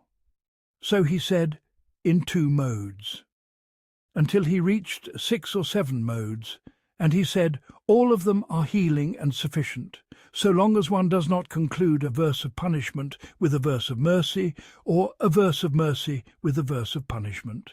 It is like your saying, come hither and approach. The text of this report has made it clear that the difference of the 7 modes is only a difference of expressions, like your saying, come hither and approach, with an agreement of meanings, not with a difference of meanings that would necessitate a difference of rulings. And in accordance with what we have said in this matter, the reports from a group of the early and later generations have been established as true. 48. Abu al-Sa'ib Salm ibn Junada al-Suwa'i related to me, saying, Abu Muawiyah related to us, and Muhammad ibn al-Muthanna related to us, saying, Ibn Abi Adi related to us, from Shu'bah, both from Al-Amash, from Shaqiq, who said, Abdullah said, I have listened to the reciters, and I have found them to be close to one another. So recite as you have been taught, and beware of excessive meticulousness, for it is only like one of you saying, come hither and approach. 49. And Muhammad ibn al-Muthanna related to us, saying, Abu Dawood related to us, saying, Shubah related to us from Abu Ishaq, from someone who heard Ibn Mas'ud say, whoever among you recites in one mode, let him not switch from it. And if I knew of anyone more knowledgeable of the Book of God than myself, I would go to him. 50. And Ibn al-Muthanna related to us, saying, Abd al-Rahman ibn Mahdi related to us, saying, Shubah related to us from Abd al-Rahman ibn Abis, from a man from among the companions of Abdullah, from Abdullah ibn Mas'ud, who said, whoever recites in one mode, let him not switch from it to another. It is known that Abdullah did not mean by this statement, whoever recites what is in the Qur'an of command and prohibition, let him not switch from it to reciting what is in it of promise and threat. And whoever recites what is in it of promise and threat, let him not switch from it to reciting what is in it of stories and parables.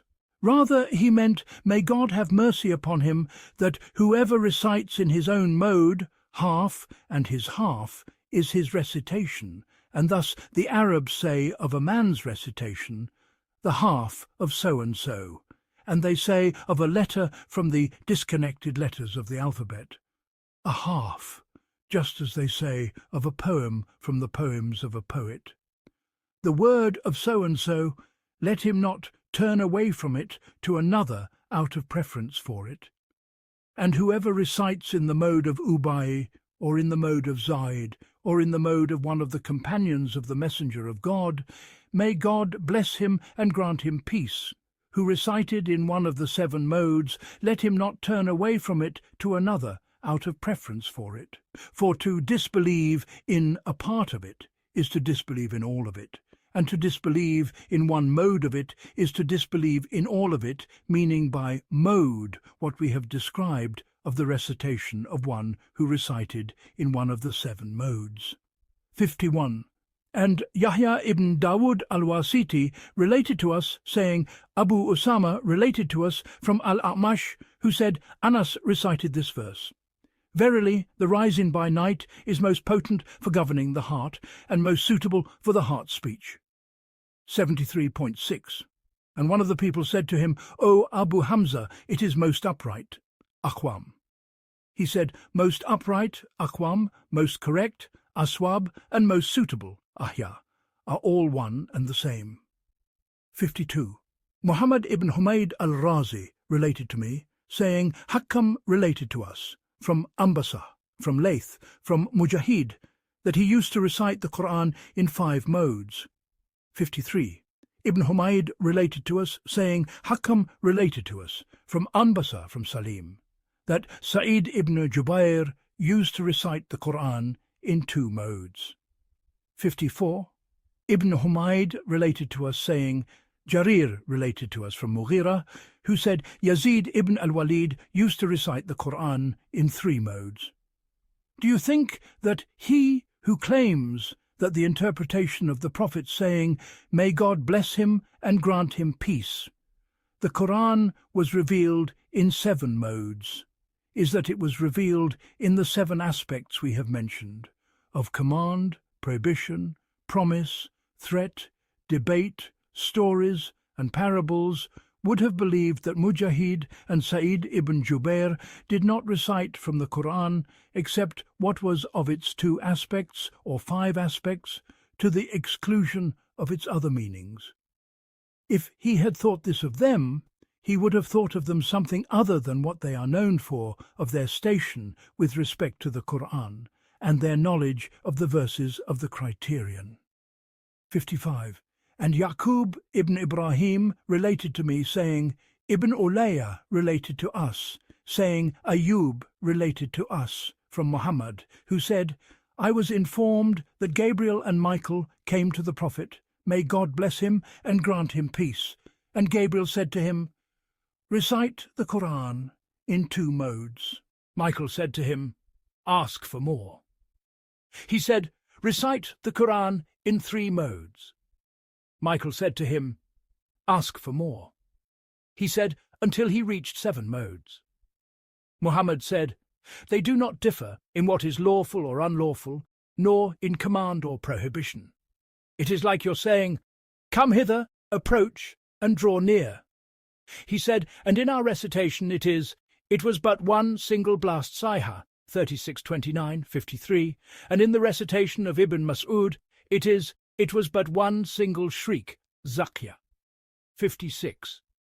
And Yaqub related to me, saying, Ibn Ulayya related to us, saying, Shu'aib, meaning Ibn al-Habab, related to us, who said, when a man recited in the presence of Abu al-Aliyah, he would not say, It is not as he recites, but would only say, As for me, I recite thus and thus.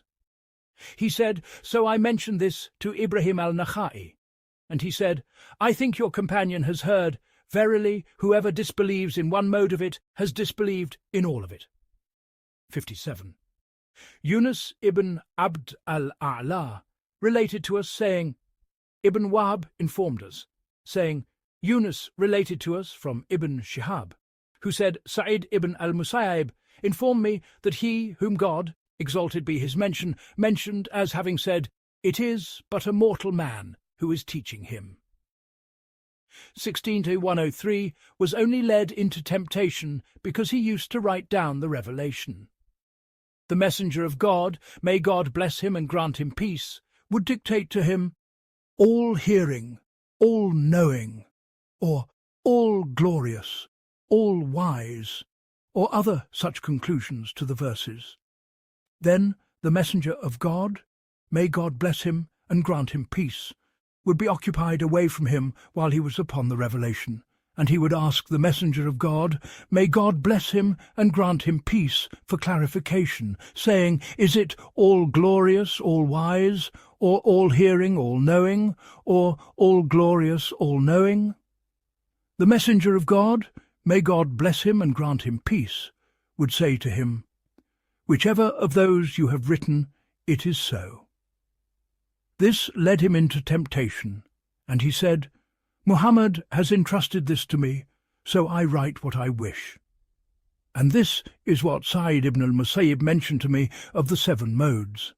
58, Ibn Humayd related to us, saying, Jarir related to us, from Mughira, from Ibrahim, from Abdullah, who said, whoever disbelieves in 1 mode of the Qur'an, or in 1 verse of it, has disbelieved in all of it. Said Abu Ja'far, if a questioner were to say to us, since the interpretation of the Prophet saying, may God bless him and grant him peace, The Qur'an was revealed in 7 modes, is, in your view, what you have described, based on the evidence you have cited. Then show us a single mode in the Book of God that is recited in 7 dialects, so that we may verify your statement.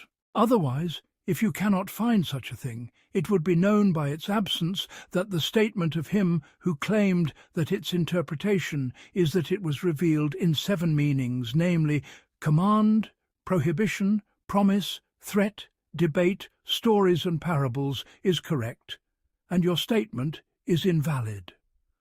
Or you would have to say in this matter that the 7 modes are 7 dialects in the Qur'an, scattered throughout it, from the dialects of the tribes of the Arabs of different tongues, as some who did not ponder deeply on this matter used to say.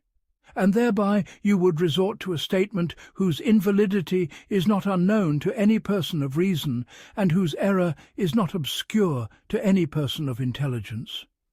For the reports with which you have argued to prove the correctness of your statement in the interpretation of the Prophet's saying, "May God bless him and grant him peace," the Qur'an was revealed in 7 modes, are the reports you have related from Umar ibn al-Khattab, Abdullah ibn Mas'ud, Ubay ibn Ka'b, may God have mercy upon them, and from those whom you have related it from among the companions of the Messenger of God, may God bless him and grant him peace, that they disputed in the recitation of a portion of the Qur'an, and they differed in its recitation, but not in its interpretation. And some of them rejected the recitation of others, with each reciter among them claiming of his recitation that the Messenger of God, may God bless him and grant him peace, had taught him what he recited in the manner that he recited it.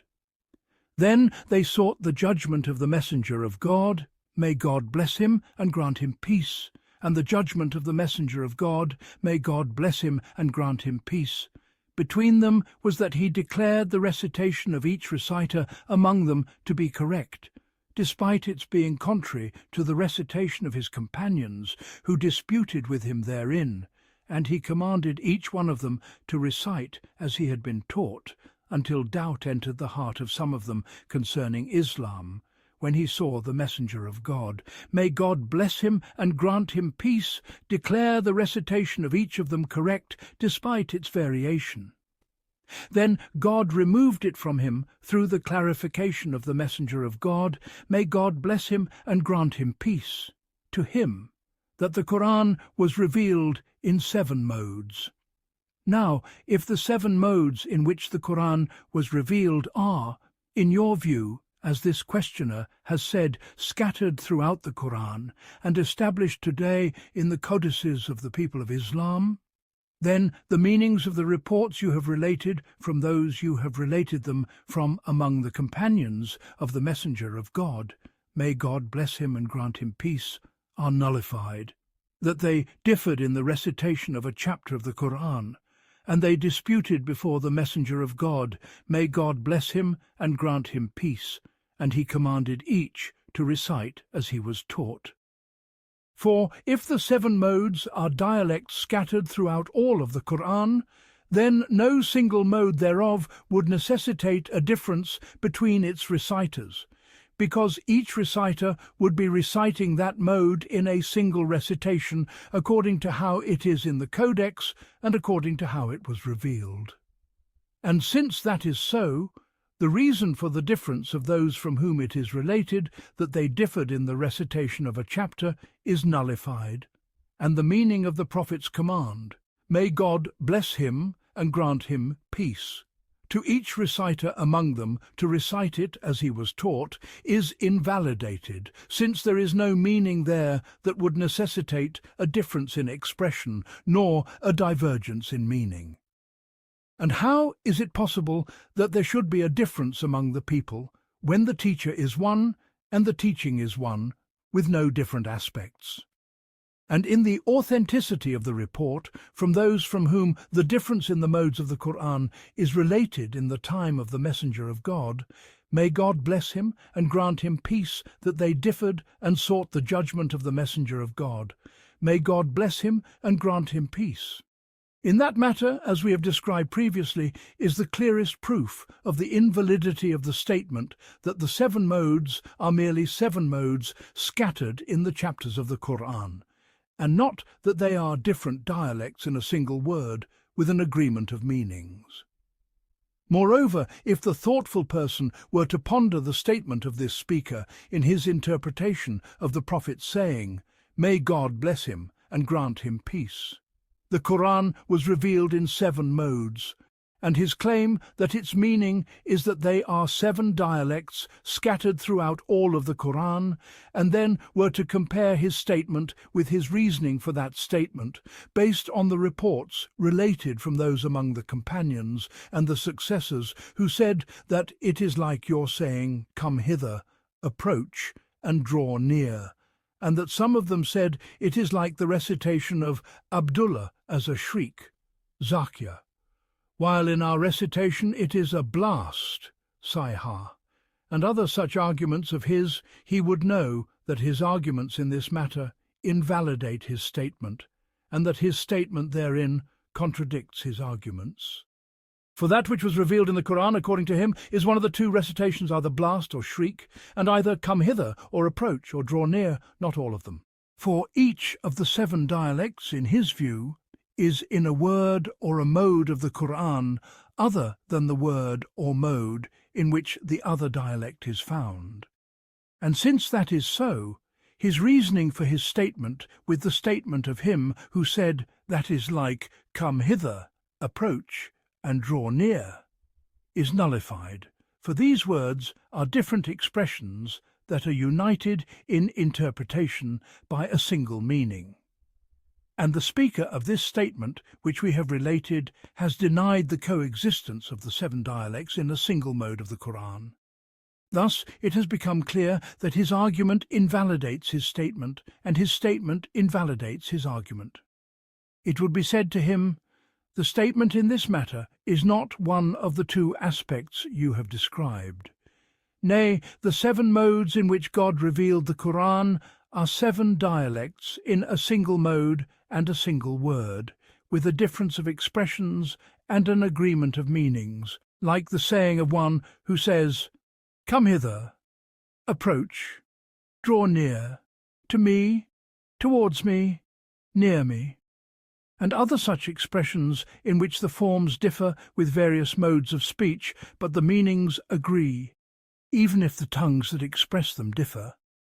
This is like what we have related previously from the Messenger of God, may God bless him and grant him peace, and from those of the companions from whom we related it, that it is like your saying, 'Come hither, approach, and draw near,' and his saying, 'They are not a waiting, but a shriek, and but a blast.' And if he should say, 'Then in which part of the Book of God do we find a single mode recited in 7 dialects, with differing expressions and agreeing meanings, so that we may concede to you the correctness of what you have claimed in the interpretation of this matter?' It would be said, we have not claimed that this is found today. We have only informed that the meaning of the Prophet's saying, 'May God bless him and grant him peace,' the Qur'an was revealed in 7 modes, is according to what has come in the reports which we have previously mentioned. And it is, as we have described, not what those who oppose us in this matter have claimed, for the reasons which we have already clarified. And if he should say, 'Then why are the other 6 modes not found, if the matter is as you have described, given that the Messenger of God, may God bless him and grant him peace, taught them to his companions, and commanded them to recite in them, and God revealed them from himself upon his Prophet, may God bless him and grant him peace? Were they abrogated and thus removed, and if so, what is the proof of their abrogation and removal? Or did the community forget them, which would be a neglect of what they were commanded to preserve? Or what is the story in this matter?' It would be said to him, 'They were not abrogated and thus removed, nor did the community neglect them, though it was commanded to preserve them. Rather, the community was commanded to preserve the Qur'an and was given the choice to recite and preserve it in whichever of those 7 modes it wished. Just as it was commanded, when one breaks an oath while being of means, to atone with whichever of the 3 expiations he wishes, either by freeing a slave, or by feeding the poor, or by clothing them. And if all of them were to agree to atone with one of the 3 expiations, without prohibiting atonement with any of the 3 as the one atoning wishes, they would be acting in accordance with the judgment of God and fulfilling the obligation due to God upon them. Likewise, the community was commanded to preserve the Qur'an and to recite it, and was given the choice to recite it in whichever of the 7 modes it wished. And so it saw fit for a reason among reasons that necessitated its adherence to a single mode to recite it in a single mode, and to set aside the recitation in the other 6 modes, without prohibiting the recitation of it in all its modes by one who recites, with what he has been permitted to recite it in. And if he should say, and what was the reason that necessitated its adherence to a single mode, to the exclusion of the other 6 modes? 59. It would be said, Ahmad ibn Abda al-Dabbi related to us, saying, Abdul Aziz ibn Muhammad al-Darawardi related to us from Umar ibn Ghaziyah, from Ibn Shihab, from Kharija ibn Zayd ibn Thabit, from his father Zayd, who said, when the companions of the Messenger of God, may God bless him and grant him peace, were slain at Yamama, Umar ibn al-Khattab entered upon Abu Bakr, may God have mercy upon him, and said, the companions of the Messenger of God, may God bless him and grant him peace, at Yamama have fallen like moths into a flame, and I fear that they will not witness a single battle, but that they will do the same until they are all slain, and they are the bearers of the Qur'an, and the Qur'an will be lost and forgotten. If only you would gather it and write it down. Abu Bakr was repelled by this, and said, shall I do what the Messenger of God, may God bless him and grant him peace, did not do? And they went back and forth on the matter. Then Abu Bakr sent for Zayd ibn Thabit. Zayd said, so I entered upon him, and Umar was sitting there tensely. Abu Bakr said, this man has called me to a matter, and I have refused him, and you are the scribe of the revelation. If you are with him, I will follow you both, and if you agree with me, I will not do it. He said, so Abu Bakr recounted Umar's words, while Umar was silent. I was repelled by that, and said, shall we do what the Messenger of God, may God bless him and grant him peace, did not do? Until Umar said a word, and what harm would it be to you both if you were to do it? He said, so we went to consider, and we said, nothing by God. There is no harm to us in that. Zayd said, so Abu Bakr commanded me, and I wrote it down on pieces of leather, shoulder blades, and palm stalks. When Abu Bakr passed away and Umar was in power, he wrote it down in a single codex, and it remained with him. When he passed away, the codex was with Hafsa, the wife of the Prophet. May God bless him and grant him peace. Then Hudhaifa ibn al-Yaman came from a campaign he had fought in the meadow of Armenia, and he did not enter his house until he came to Uthman ibn Affan, and said, O Commander of the Faithful, rescue the people. Uthman said, and what is that? He said, I fought in the meadow of Armenia, and the people of Iraq and the people of Syria were present. The people of Syria recite according to the recitation of Ubay ibn Ka'b, and they bring forth what the people of Iraq have not heard. And so the people of Iraq declare them unbelievers. And the people of Iraq recite according to the recitation of Ibn Mas'ud, and they bring forth what the people of Syria have not heard, and so the people of Syria declare them unbelievers." Zayd said, "So Uthman ibn Affan commanded me to write a codex for him, and he said, 'I will place with you an intelligent and eloquent man.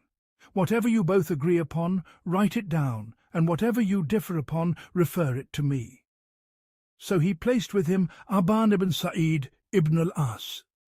He said, 'When we reached verily, the sign of his kingship is that there shall come unto you the ark al-Tabut.' 2 Fountain 248, Zayd said, 'I said al-Tabu,' and Aban ibn Sa'id said al-Tabut. So we referred it to Uthman, and he wrote al-Tabut. He said, 'When I had finished, I reviewed it once, and I did not find in it this verse: Among the believers are men who have been true to their covenant with God. Of them some have fulfilled their vow, and some of them are still waiting, but they have never changed in the least.' 33:23. He said, 'So I went through the emigrants, asking them about it, and I did not find it with any of them. Then I went through the helpers, asking them about it, and I did not find it with any of them, until I found it with Khuzaimah ibn Thabit, and I wrote it down. Then I reviewed it another time, and I did not find in it these 2 verses. There has certainly come to you a messenger from among yourselves. Grievous to him is what you suffer. He is concerned over you, and to the believers is kind and merciful. But if they turn away, then say, Sufficient for me is God. There is no deity except him. On him I have relied, and he is the Lord of the great throne. 9, 128, 129. So I went through the emigrants, and I did not find it with any of them. Then I went through the helpers, asking them about it, and I did not find it with any of them, until I found it with another man also named Khuzaimah, and I established it at the end of Barah. And if it had been 3 verses, I would have made it a chapter on its own. Then I reviewed it another time, and I found nothing missing. Then Uthman sent to Hafsa, asking her to give him the codex, and he swore to her that he would return it to her. So she gave it to him, and he compared the codex with it, and they did not differ in anything. So he returned it to her, and his mind was at ease, and he commanded the people to write codices. When Hafsa died, he sent to Abdullah ibn Omar for the codex with a firm request, and he gave it to them, and it was washed thoroughly. 60. And Yunus ibn Abd al-A'la also related to me, saying, Nu'aym ibn Hamad related to us, saying, Abdul Aziz ibn Muhammad related to us, from Umara ibn Ghaziyah, from Ibn Shihab, from Kharija ibn Zayd, from his father Zayd ibn Thabit, the like of it exactly. 61.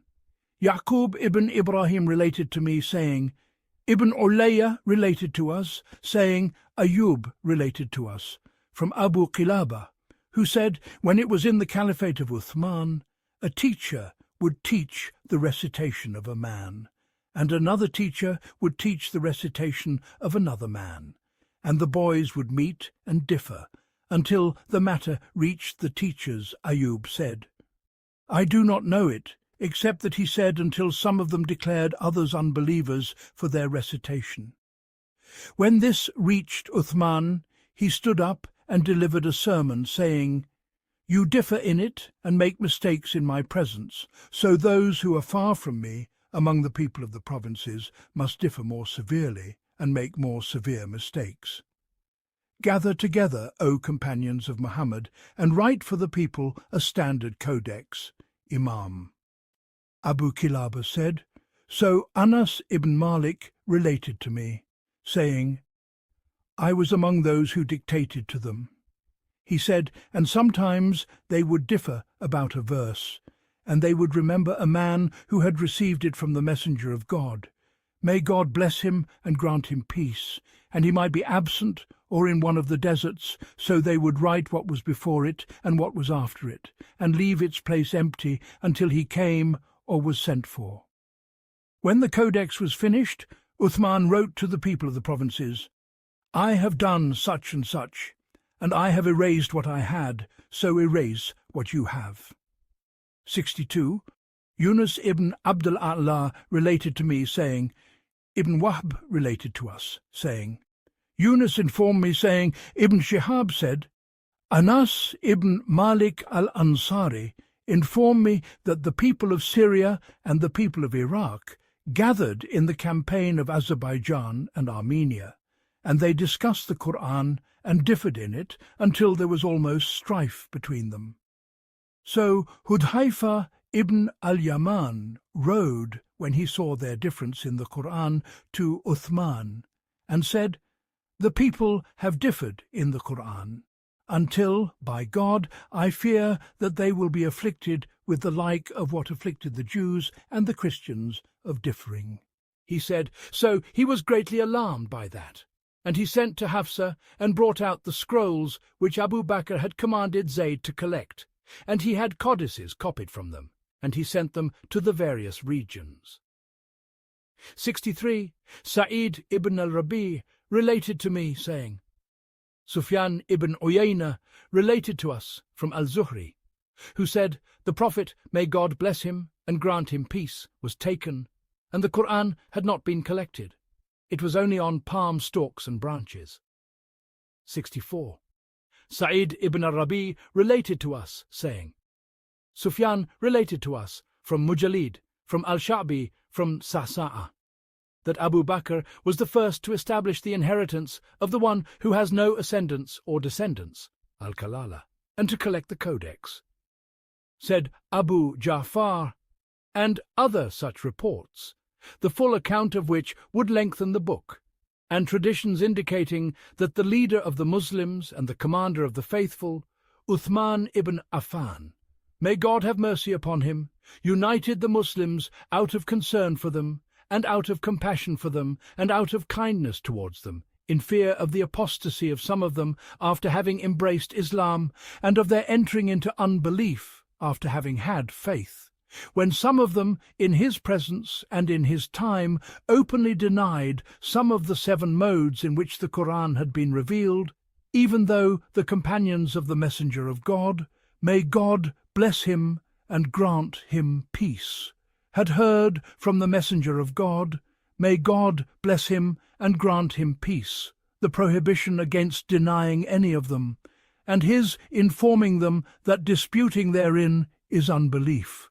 So he, may God have mercy upon him, when he saw this manifest among them in his time, and because of the recency of their era to the revelation of the Qur'an and the departure of the Messenger of God, may God bless him and grant him peace. From them, which had secured them from great affliction in their religion with respect to the recitation of the Qur'an, he brought them to a single mode. And he united them upon a single codex and a single mode, and he destroyed every codex other than the one upon which he united them. And he commanded everyone who had a codex that differed from the one upon which he united them to destroy it. And the community submitted to him in that with obedience, and they saw that in what he did there was right guidance and direction. So they abandoned the recitation in the 6 modes which their just leader had commanded them to abandon, out of obedience to him, and out of concern for themselves, and for those who would come after them from the rest of the people of their faith, until the knowledge of them vanished from the community, and their traces were effaced. So there is no way for anyone today to recite in them, because of their disappearance and the effacement of their traces, and the consensus of the Muslims upon abandoning recitation in them without denying their authenticity or the authenticity of any part of them, but rather out of concern for themselves and for all the people of their religion. Thus there is no recitation for the Muslims today except in the single mode which their compassionate and sincere leader chose for them, to the exclusion of the other 6 remaining modes. And if one whose knowledge is weak should say, And how was it permissible for them to abandon a recitation which the messenger of God, may God bless him and grant him peace, had taught them and commanded them to recite? It would be said, his command to them in this matter was not a command of obligation and duty, but rather a command of permission and concession. For if the recitation in them had been an obligation upon them, it would have been necessary for the knowledge of each of the 7 modes to be with those whose transmission would establish the proof, and whose report would leave no excuse and remove all doubt from among the reciters of the community. And in their leaving off the transmission of that is the clearest proof that they were given a choice in reciting them, provided that there were among the transmitters of the Qur'an in the community those by whose transmission the proof would be established for some of those 7 modes. And since that is so, the people, by their leaving off the transmission of all 7 recitations, were not abandoning what they were required to transmit. Nay, what was incumbent upon them to do was what they did, since what they did in this matter was for the well-being of Islam and its people. And to carry out their incumbent duty was more fitting for them than to do something which, had they done it, they would have been closer to inflicting harm upon Islam and its people than to being safe from it. As for the difference in recitation in the raising, lowering, or accusative marking of a letter, and the rendering of a letter as quiescent or vowelled, and the changing of one letter to another, while the written form remains the same, this is far removed from the meaning of the Prophet's saying, "May God bless him and grant him peace. I have been commanded to recite the Qur'an in 7 modes." For it is known that no mode of the Qur'an wherein the reciters have differed in this manner is such that to dispute over it would render the disputant an unbeliever in the view of any of the scholars of the community.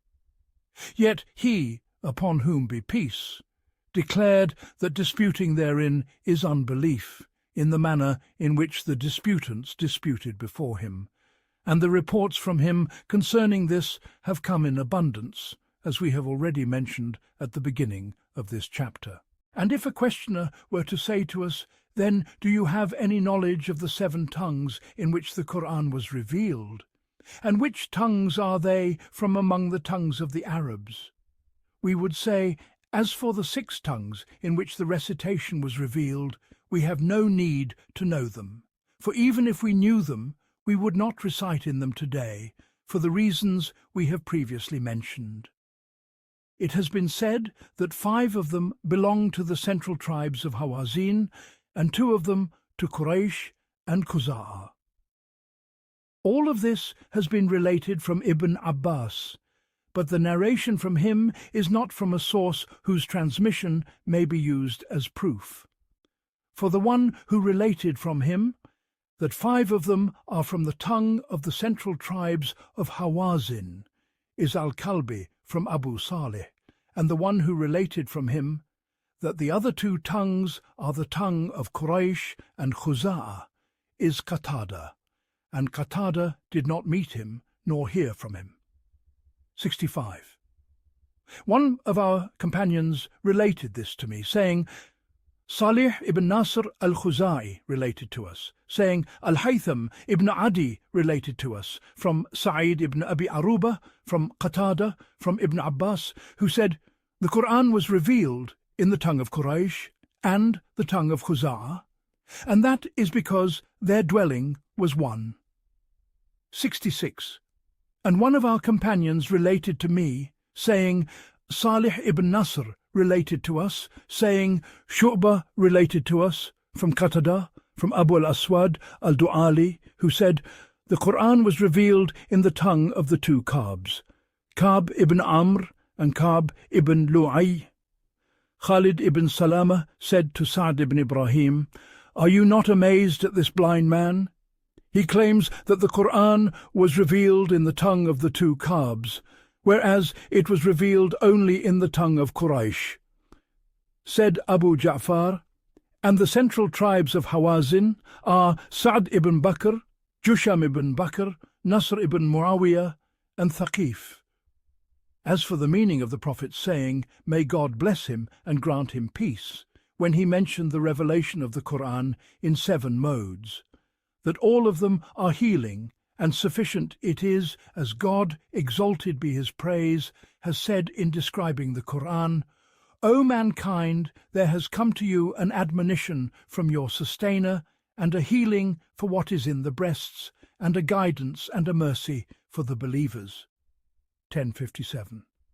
God has made it a healing for the believers, by which they seek healing through its admonitions from the ailments that afflict their breasts, from the whisperings and suggestions of Satan, and it suffices them and makes them independent of all other admonitions by the clarity of its verses. The Discourse.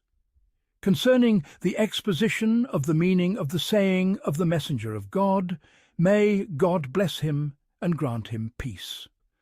The Qur'an was revealed from 7 gates of paradise, and the mention of the reports related.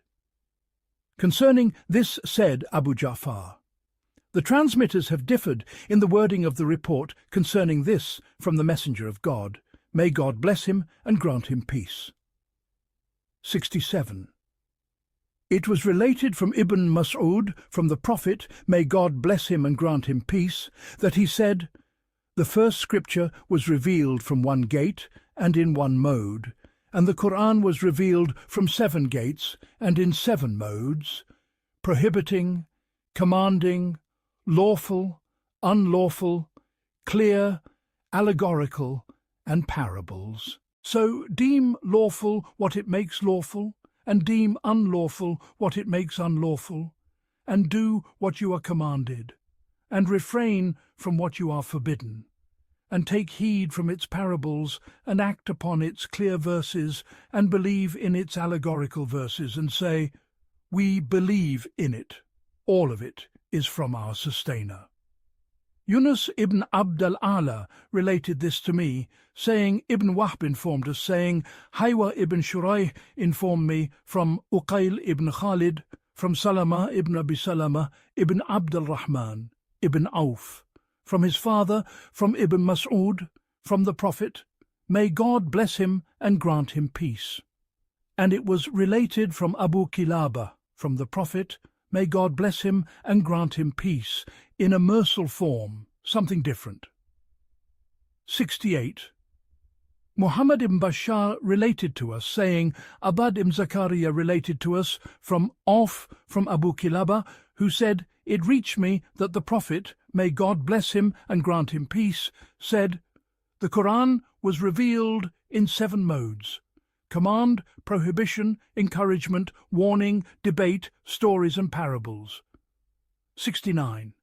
And it was related from Ubay, from the Messenger of God, may God bless him and grant him peace, in this matter what Abu Quraib related to me, saying, Muhammad ibn Fudail related to us, from Ismail ibn Abi Khalid, from Abdullah ibn Isa ibn Abd al-Rahman ibn Abi Layla, from his father, from his grandfather, from Ubay ibn Ka'b, who said, the Messenger of God, may God bless him and grant him peace, said to me, verily, God commanded me to recite the Qur'an in a single mode, so I said, my Lord, lighten the burden for my people.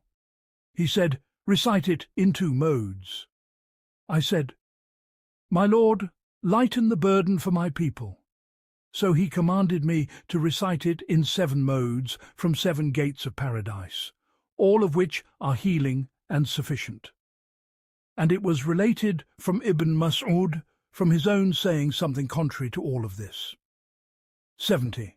And that is what Abu Quraib related to us, saying, Al-Muharibi related to us, from Al-Ahwas ibn Hakim, from Damrah ibn Habib, from Al-Qasim ibn Abd al-Rahman, from Abdullah ibn Mas'ud, who said, verily, God revealed the Qur'an in 5 modes, lawful, unlawful, clear, allegorical, and parables. So deem lawful what is lawful, and deem unlawful what is unlawful, and act upon what is clear, and believe in what is allegorical, and take heed from the parables. All of these reports, which we have mentioned from the messenger of God, may God bless him and grant him peace, are close in meaning. For the saying of one who says, so-and-so is steadfast upon a gate of this matter, and so is steadfast upon an aspect of this matter, and so is steadfast upon a mode, half of this matter, are all the same.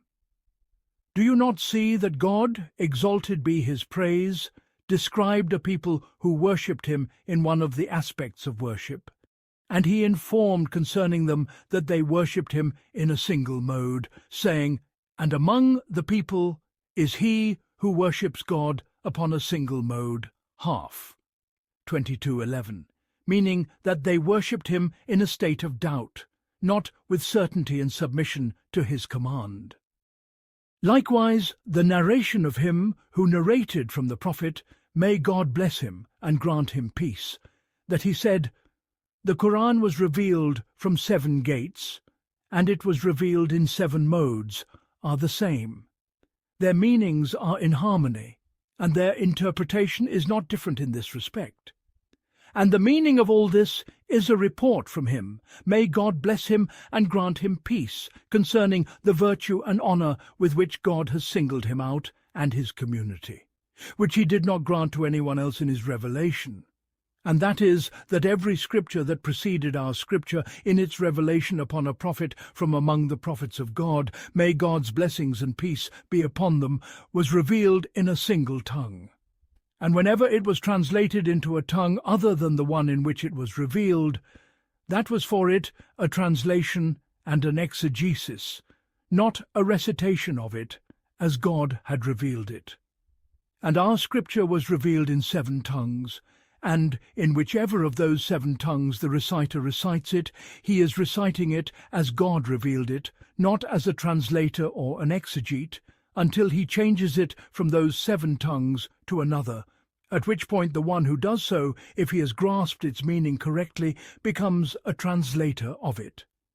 Just as the one who recites some of the scriptures which God revealed in a single tongue, when he recites it in a tongue other than the one in which it was revealed, is a translator of it, not a reciter of it as God revealed it. That, then, is the meaning of the prophet's saying, may God bless him and grant him peace. The first scripture was revealed in a single mode, and the Qur'an was revealed in 7 modes. As for the meaning of his saying, may God bless him and grant him peace, the first scripture was revealed from 1 gate, and the Qur'an was revealed from 7 gates. He meant by his saying, the first scripture was revealed from 1 gate, and God knows best those of God's scriptures which were revealed to those of his prophets to whom he revealed them, devoid of statutes, judgments, the lawful and the unlawful, such as the Psalms of David, which are but a remembrance and admonitions, and the Gospel of Jesus, which is a glorification and praises and an exhortation to forgiveness and forbearance, without other judgments and laws, and other such scriptures which were revealed with some of the 7 meanings that are all contained in our scripture, with which God has singled out our prophet Muhammad, may God bless him and grant him peace, and his community. Thus, those who were commanded to uphold it did not find a means of attaining the goodly acceptance of God, exalted be his mention, by which they could attain paradise and earn nearness to him, except through the single aspect in which their scripture was revealed, and that is the single gate from among the gates of paradise, from which that scripture was revealed. And God singled out our prophet Muhammad, may God bless him and grant him peace, and his community, by revealing to them his scripture in 7 aspects, from among the aspects by which they may attain the goodly acceptance of God and achieve the triumph of paradise, if they uphold them. So every aspect of its 7 aspects is a gate from among the gates of paradise, from which the Qur'an was revealed. For the one who acts upon each of its 7 aspects is acting in a gate from among the gates of paradise, and seeking through it the triumph thereof. And to act upon what God, exalted be his mention, has commanded in his scripture is a gate from among the gates of paradise. And to refrain from what God has forbidden therein is another 2nd gate from among its gates. And to deem lawful what God has made lawful therein is a 3rd gate from among its gates. And to deem unlawful what God has made unlawful therein is a 4th gate from among its gates. And to believe in its clear, unambiguous verses is a 5th gate from among its gates. And to submit to its allegorical verses the knowledge of which God has reserved for himself, and has veiled its knowledge from his creation, and to affirm that all of it is from their sustainer, is a 6th gate from among its gates. And to take heed from its parables, and to be admonished by its exhortations, is a 7th gate from among its gates. Thus all that is in the Qur'an of its 7 modes, and its 7 gates from which it was revealed, God has made for his servants a guide unto his goodly acceptance, and a leader for them unto paradise. That, then, is the meaning of his saying, "May God bless him and grant him peace." The Qur'an was revealed from 7 gates of paradise. As for his saying, "May God bless him and grant him peace," concerning the Qur'an, verily, for each mode of it there is a limit. He means that for each of its 7 aspects there is a limit which God, exalted be his praise, has set, which no one is permitted to transgress. And his saying, "May God bless him and grant him peace." And verily, for each mode of it there is an outward and an inward meaning. Its outward meaning is that which is manifest in the recitation, and its inward meaning is that which is hidden of its inner significance. And his saying, "And verily, for each limit thereof there is a point of assent," he means that for each of the limits of God, which he has set therein, of lawful and unlawful, and all his other laws, there is a measure of God's reward and punishment, which one will witness in the hereafter, and which one will ascend to and encounter at the resurrection. As Umar ibn al-Khattab, may God be pleased with him, said, "If I possessed all that is on earth of yellow and white, I would ransom myself with it from the terror of the point of ascent," meaning by that what he will ascend to and encounter of the command of God after his death. The Discourse concerning the aspects by which one arrives at the knowledge of the inner meaning of the Qur'an. Said Abu Ja'far, "We have already stated, in demonstrating that the Qur'an is entirely Arabic, and that it was revealed in some of the tongues of the Arabs, and not in all of their tongues, and that the recitation of the Muslims today, and their codices which are in their midst, are in some of the tongues in which the Qur'an was revealed, and not in all of them. And we have stated, in clarifying what the Qur'an contains of light and proof and wisdom and clear exposition which God has placed within it, of his command and his prohibition, his lawful and his unlawful, his promise and his threat, his clear and his allegorical, and the subtleties of his wisdom, that which is sufficient for one who is granted the grace to understand it. And we now state, in clarifying the aspects of seeking its inner meaning, God, exalted be his mention and hallowed his names, said to his prophet Muhammad, "May God bless him and grant him peace. And we have sent down unto thee the reminder, that thou mayest make clear unto mankind what has been sent down unto them, and that they might reflect." 1644. And he, exalted be his mention, also said, "And we have not sent down upon thee the Scripture, except that thou mightest make clear unto them that wherein they have differed, and as a guidance and a mercy for a people who believe." 1664. And he said, "He it is who has sent down upon thee the Scripture. In it are verses that are clear they are the mother of the Scripture, and others that are allegorical. As for those in whose hearts is a deviation, they follow that which is allegorical of it, seeking to cause trial and seeking its inner meaning. And no one knows its inner meaning except God. And those firm in knowledge say, "We believe in it, all of it is from our sustainer," and no one will be reminded except those of understanding. 3:7.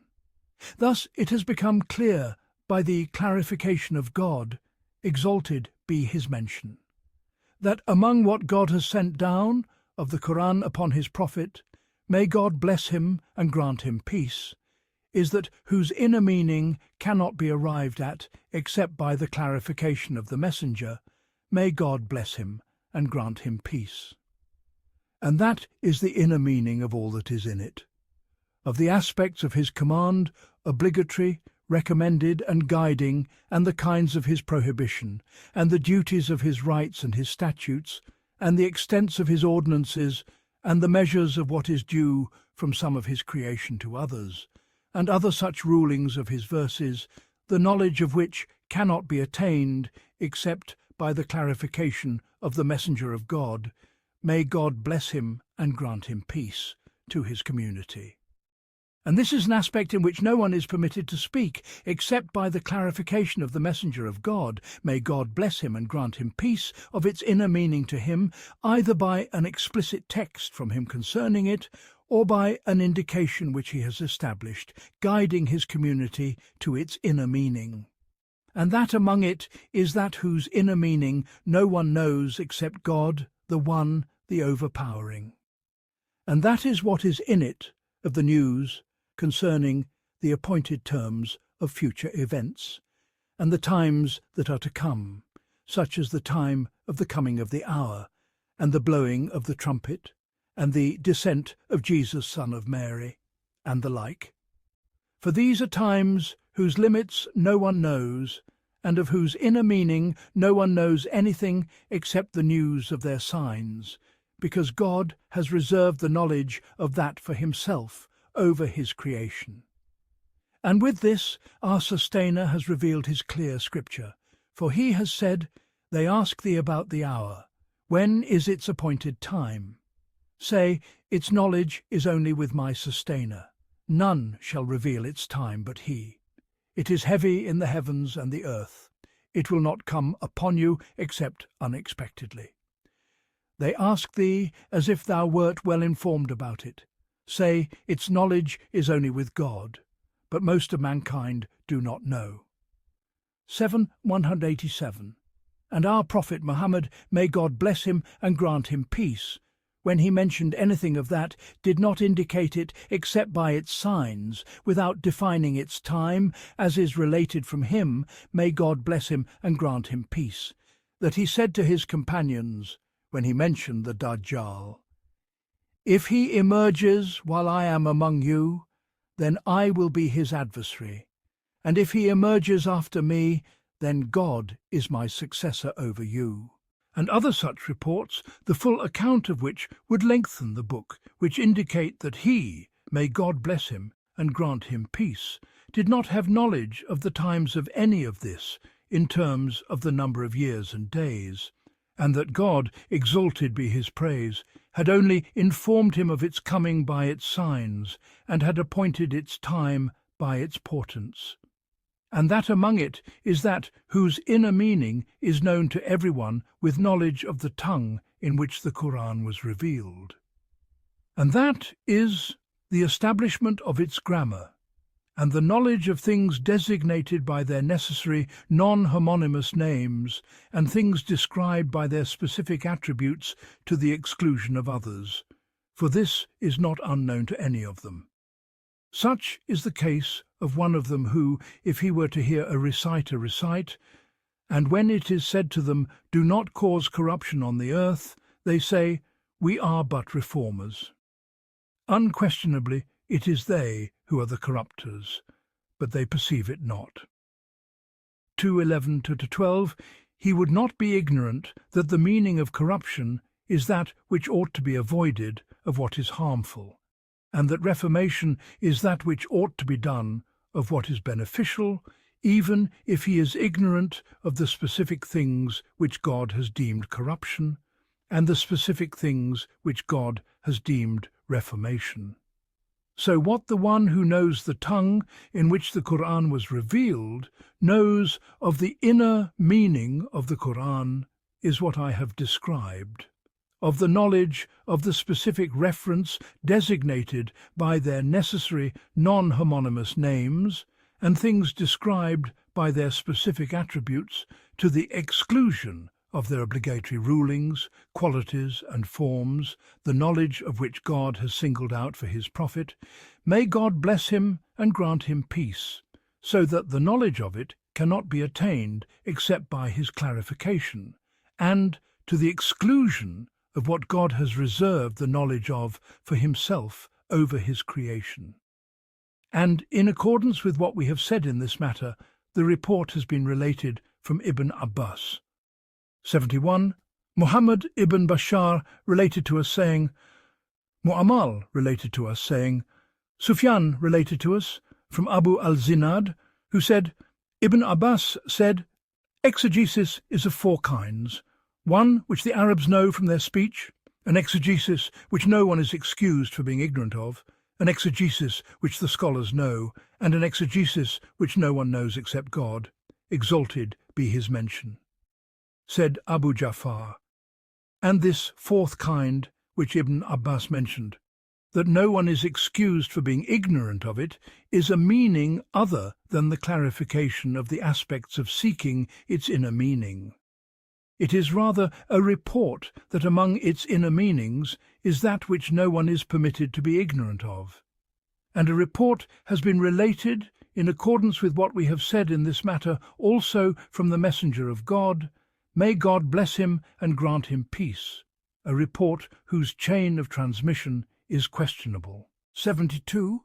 Yunus ibn Abd al-A'la al-Sadafi related to me, saying, Ibn Wahb informed us, saying, I heard Amr ibn al-Harith narrate from al-Kalbi, from Abu Salih, the freedman of Hani', from Abdullah ibn Abbas, that the Messenger of God, may God bless him and grant him peace, said, the Qur'an was revealed in four modes, lawful and unlawful, which no one is excused for being ignorant of, an exegesis which the Arabs interpret, an exegesis which the scholars interpret, and the allegorical, which no one knows except God.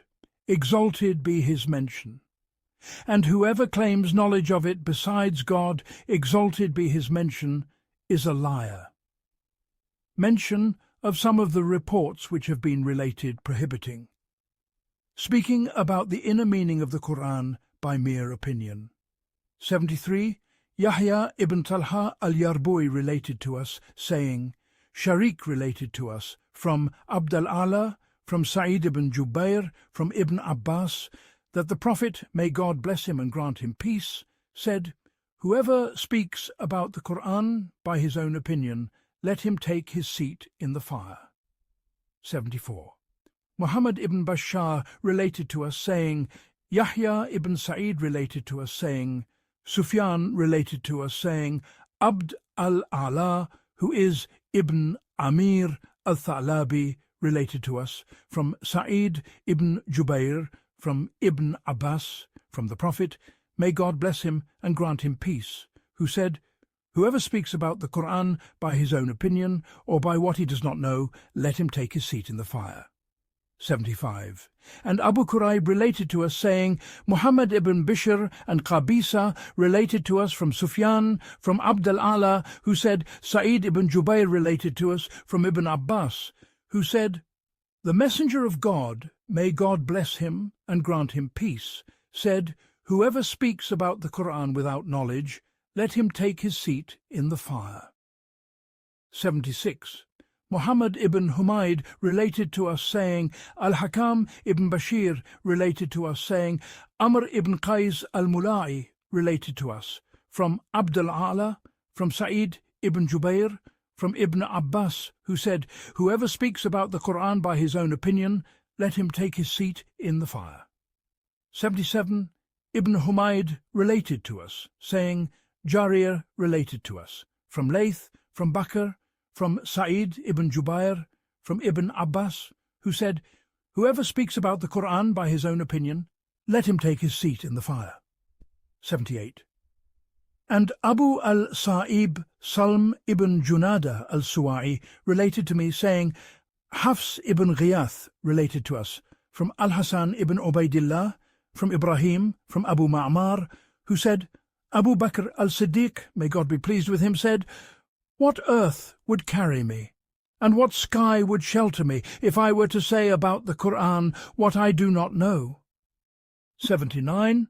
Muhammad ibn al-Muthanna related to us, saying, Ibn Abi Adi related to us, from Shu'bah, from Sulaiman, from Abdullah ibn Murrah, from Abu Ma'mar, who said, Abu Bakr al-Siddiq said, What earth would carry me, and what sky would shelter me, if I were to say about the Qur'an by my own opinion, or what I do not know?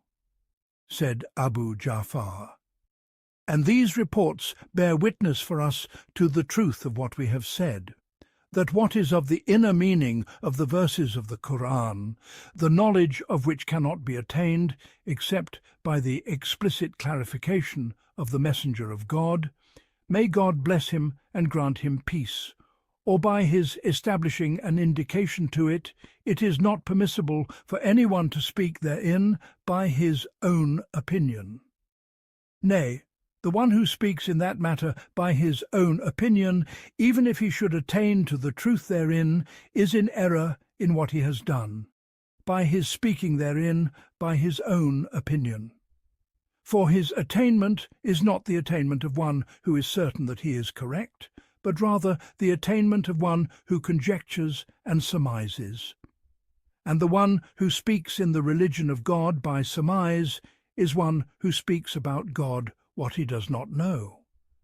And God, exalted be his praise, has forbidden that in his book to his servants, for he has said, Say, My sustainer has only forbidden immoralities, what is apparent of them, and what is concealed, and sin, and oppression without right, and that you associate with God that for which he has not sent down authority, and that you say about God what you do not know. 7:33. Thus, the one who speaks about the inner meaning of the Book of God, the knowledge of which cannot be attained except by the clarification of the Messenger of God, may God bless him and grant him peace. To whom God entrusted its clarification is one who speaks of what he does not know, even if his statement therein should coincide in its inner meaning with what God intended by it of its meaning. For the one who speaks therein without knowledge is one who speaks about God what he has no knowledge of. And this is the meaning of the report which E80 Bonodiban Qawsinas. Ali Bam Naiti Dals Abbas ibn Abdul Azim al-Ambari related to us, saying, Habban ibn Hilal related to us, saying, Suhail, the brother of Hazm, related to us, saying, Abu Imran al-Jawni related to us from Jundub, that the Messenger of God, may God bless him and grant him peace, said, Whoever speaks about the Qur'an by his own opinion and is correct has nonetheless erred. He means, may God bless him and grant him peace, that he has erred in his action, by his speaking therein by his own opinion, even if his statement should coincide with the exact truth in the sight of God. For his speaking therein by his own opinion is not the speech of one who knows that what he has said therein is true and correct. He is therefore one who speaks about God what he does not know, and is sinful by his doing what he was forbidden and prohibited from. Mention of the reports which have been related. Urging the pursuit of knowledge of the exegesis of the Qur'an, and who among the companions used to interpret it. 81. Muhammad ibn Ali ibn al-Hasan ibn Shaqiq al-Marwazi related to us, saying, I heard my father say, Al-Husayn ibn Waqid related to us, saying, Al-A'mash related to us from Shaqiq from Ibn Mas'ud, who said, "A man among us, when he learned 10 verses, would not move beyond them until he knew their meanings and how to act upon them." 82. Ibn Humayd related to us, saying, Jarir related to us from Atta, from Abu Abdul Rahman, who said, "Those who used to teach us to recite related to us that they used to seek recitation from the Prophet, may God bless him and grant him peace. And when they learned 10 verses, they would not leave them behind until they acted upon the deeds contained therein. Thus we learned the Qur'an and its application together." 83. And Abu Kurayb related to us, saying, Jabir ibn Nuh related to us, saying, Al-Amash related to us, from Muslim, from Masruq, who said, Abdullah said, "By him besides whom there is no other deity, not a single verse was revealed in the book of God, except that I know concerning whom it was revealed, and where it was revealed. And if I knew of a place where there was someone more knowledgeable of the book of God than myself, whom could be reached by mounts, I would go to him." 84. And Yahya ibn Ibrahim al-Mas'udi related to me, saying, "My father related to us, from his father, from his grandfather, from Al-Amash, from Muslim, from Masruq, who said, Abdullah would recite a chapter to us, then he would discourse upon it and explain it for the entire day." 85. Abu al-Sa'ib Salm ibn Junada related to me, saying, Abu Muawiyah related to us from Al-Amash, from Shaqaiq, who said, Ali appointed Ibn Abbas over the pilgrimage. He delivered a sermon to the people, a sermon which, had the Turks and the Romans heard it, they would have embraced Islam. Then he recited to them Surah An-Nur and began to explain it. 86. And Muhammad ibn Bashar related to us, saying, Abdul Rahman ibn Mahdi related to us, saying, Sufyan related to us, from Al-Amash, from Abu Wa'il Shaqiq ibn Salama, who said, Ibn Abbas recited Surah Al-Baqarah and began to explain it. And a man said, if the Daylamites had heard this, they would have embraced Islam. At 87. And Abu Kurayb related to us, saying, Abu Yaman related to us from Ash'ath ibn Ishaq, from Ja'far, from Sa'id ibn Jubair, who said, whoever recites the Qur'an and then does not explain it is like a blind man or like a Bedouin. 88. And Abu Kurayb related to us, saying, Abu Bakr ibn Ayyash mentioned Al-Amash, who said, Abu Wa'il said, Ibn Abbas was in charge of the pilgrimage season. He delivered a sermon to them, and he recited Surah Al-Nur on the pulpit. By God, if the Turks had heard it, they would have embraced Islam. So it was said to him, narrate it to us from Asim, and he fell silent. 89.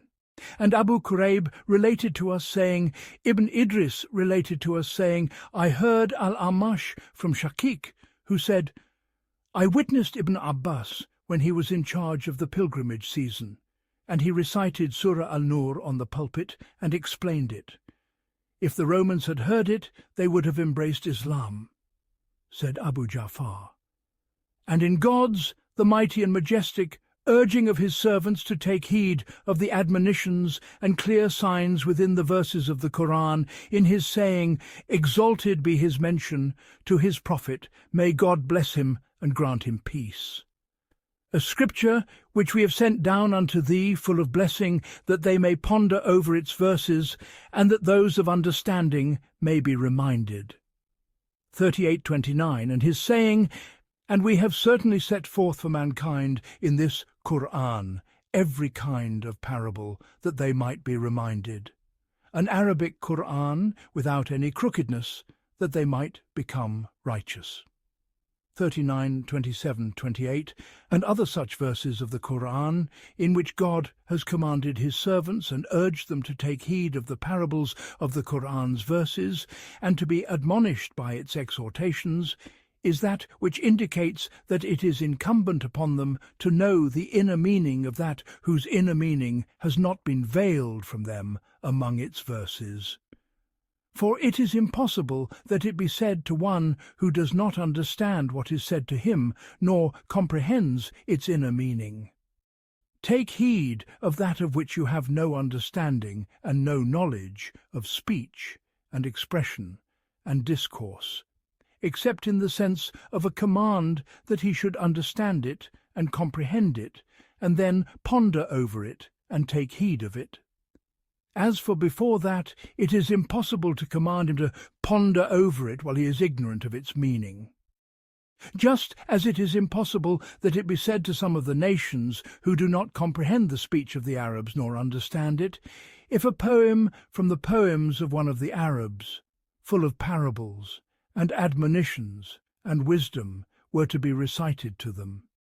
Take heed of the parables within it, and be reminded by the admonitions within it, except in the sense of a command to them to understand the speech of the Arabs, and to know it, and then to take heed of what the wisdom within it has drawn their attention to.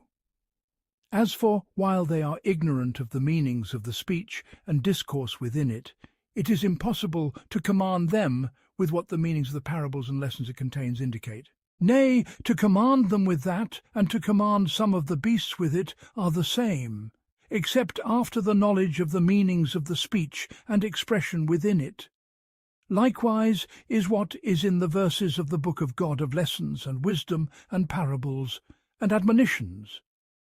It is not permissible that it be said, "Take heed of them," except to one who is knowledgeable of the meanings of its expression, and familiar with the speech of the Arabs, or else in the sense of a command to one who is ignorant of it, that he should learn the meanings of the speech of the Arabs, and then ponder over it afterwards, and be admonished by its wisdom and its various lessons. Since that is so, and since God, exalted be his praise, has commanded his servants to ponder over it, and urged them to take heed of its parables, it is known that he did not command that of one who was ignorant of what its verses indicate. And since it is not permissible that he command them with that, except while they are knowledgeable of what it indicates to them, it is established that they are of the inner meaning of that whose knowledge has not been veiled from them among its verses, which God has reserved the knowledge of for himself over his creation, which we have previously described knowledgeable. And since that is established, the statement of him who denied the exegesis of the exegetes of the Book of God, and his revelation of that whose inner meaning he has not veiled from his creation, is invalidated. Mention of the reports, whose interpretation was mistaken by those who denied speaking about the inner meaning of the Qur'an. And if a questioner were to say to us, "Then what would you say concerning that which 90s? Al-Abbas ibn Abdul Azim related to you, saying, Muhammad ibn Khalid ibn Athma related to us, saying, Ja'far ibn Muhammad al-Zubayri related to me, saying, Hisham ibn Urwa related to me, from his father, from Aisha, who said, The Prophet, may God bless him and grant him peace, did not use to explain anything of the Qur'an except a number of verses which Gabriel had taught him. 91. Abu Bakr Muhammad ibn Yazid al-Tarsusi related to us, saying, Ma'an informed us from Ja'far ibn Khalid, from Hisham ibn Urwa, from his father, from Aisha, who said, The Prophet, may God bless him and grant him peace, did not use to explain anything of the Qur'an except a number of verses which Gabriel, peace be upon him, had taught him. 92. And Ahmad ibn Abda al-Dabbi related to us, saying, Hamad ibn Zayd related to us, saying, Ubaidullah ibn Omar related to us, who said, I have met the jurists of Medina, and they used to speak with great gravity about exegesis, among them Salim ibn Abdullah, Al-Qasim ibn Muhammad, Sa'id ibn al-Musayyib, and Nafi. 123. And Muhammad ibn Bashar related to us, saying, Bishr ibn Omar related to us, saying, Malik ibn Anas related to us from Yahya ibn Sa'id, who said, I heard a man asking Sa'id ibn al-Musayyib about a verse from the Qur'an, and he said, I do not say anything about the Qur'an. 94. Yunus related to us, saying, Ibn Wahb related to us, saying, Malik informed me from Yahya ibn Sa'id, from Sa'id ibn al-Musayyib, that when he was asked about the exegesis of a verse from the Qur'an, he would say, I do not say anything about the Qur'an. 95. Yunus related to us, saying, Ibn Wahb informed us, saying, I heard al-Layth narrate from Yahya ibn Sa'id, from Ibn al-Musayyib, that he would not speak except about what was known of the Qur'an. 96. Ibn Humayd related to us, saying, Hakam related to us, saying, Sufyan related to us, from Hisham, from Ibn Sirin, who said, I asked Abida al-Salmani about a verse, and he said, Adhere to what is sound, for those who knew concerning what the Qur'an was revealed have passed away. 97. Yaqub related to me, saying, Ibn Ulayya related to us from Ayyub and Ibn Aun, from Muhammad, who said, I asked Abida about a verse from the Qur'an, and he said, Those who knew concerning what the Qur'an was revealed have passed away. Fear God and adhere to what is sound. 98. Yaqub related to me, saying, Ibn Ulayya related to us from Ayyub, from Ibn Abi Mulaykah, that Ibn Abbas was asked about a verse, and if some of you had been asked about it, you would have spoken on it, but he refused to speak on it. 99. Yaqub related to me, saying, Ibn Ulayya related to us from Mahdi ibn Maymun, from Al-Walid ibn Muslim, who said, Talq ibn Habib came to Jundub ibn Abdullah and asked him about a verse from the Qur'an, and he said to him, I adjure you, if you are a Muslim, to rise and leave me. Or, he said, that you not sit with me. 100. Abbas ibn al-Walid related to me, saying, My father informed me, saying, Abdullah ibn Shawdab related to us, saying, Yazid ibn Abi Yazid related to me, who said, We used to ask Sa'id ibn al-Musayyib about what is lawful and unlawful, and he was the most knowledgeable of people. But when we asked him about the exegesis of a verse from the Qur'an, he would remain silent, as if he had not heard. 101. And Muhammad ibn al-Muthanna related to us, saying, Muhammad ibn Ja'far related to us, saying, Shu'bah informed us from Amr ibn Murrah, who said, A man asked Sa'id ibn al-Musayyib about a verse from the Qur'an, and he said, Do not ask me about the Qur'an, but ask him who claims that nothing of it is hidden from him, meaning Ikrimah. 102. And Ibn al-Muthanna related to us, saying, Sa'id ibn Amir related to us, from Shu'bah, from Abdullah ibn Abi al-Safar, who said, Al-Shabi said, By God, there is not a single verse about which I have not asked, but it is a narration from God. 103. Yaqub ibn Ibrahim related to me, saying, Ibn Ulayya related to us, from Salih, meaning Ibn Muslim, who said, A man related to me, from Al-Sha'bi, who said, There are 3 things about which I will not speak until I die: the Qur'an, the spirit, and personal opinion. And other such reports. It would be said to him, As for the report which is related from the messenger of God, may God bless him and grant him peace, that he did not use to explain anything of the Qur'an except a number of verses, this confirms what we have stated in the preceding chapter, which is, that among the inner meanings of the Qur'an is that whose knowledge cannot be attained except by the clarification of the messenger. May God bless him and grant him peace. And that is the detailed explanation of the general statements in its verses concerning the command and prohibition of God, his lawful and unlawful, his statutes and ordinances, and all the meanings of the laws of his religion, which are stated generally in the manifest revelation, and which the servants are in need of for its exegesis, the knowledge of whose inner meaning cannot be attained except by a clarification from God upon the tongue of his messenger, may God bless him and grant him peace, and other such things that the verses of the Qur'an contain of its rulings, the clarification of which God has entrusted to his messenger, may God bless him and grant him peace for his creation.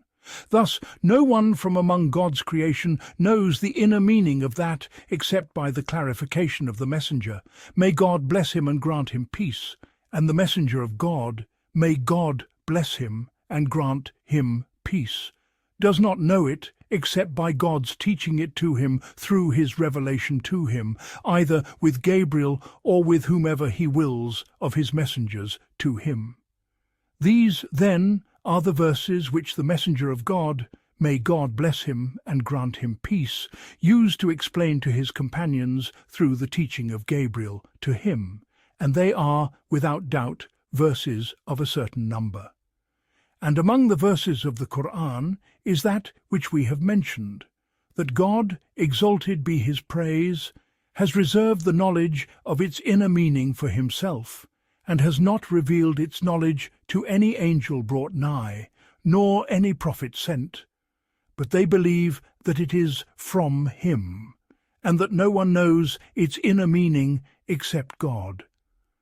As for that whose inner meaning the servants must know, their prophet, may God bless him and grant him peace, has clarified it to them by God's clarification of it to him through his revelation with Gabriel. And that is the meaning which God commanded him to clarify to them, for he, exalted be his mention, said to him, "And we have sent down unto thee the reminder, that thou mayest make clear unto mankind what has been sent down unto them, and that they might reflect." 16-44.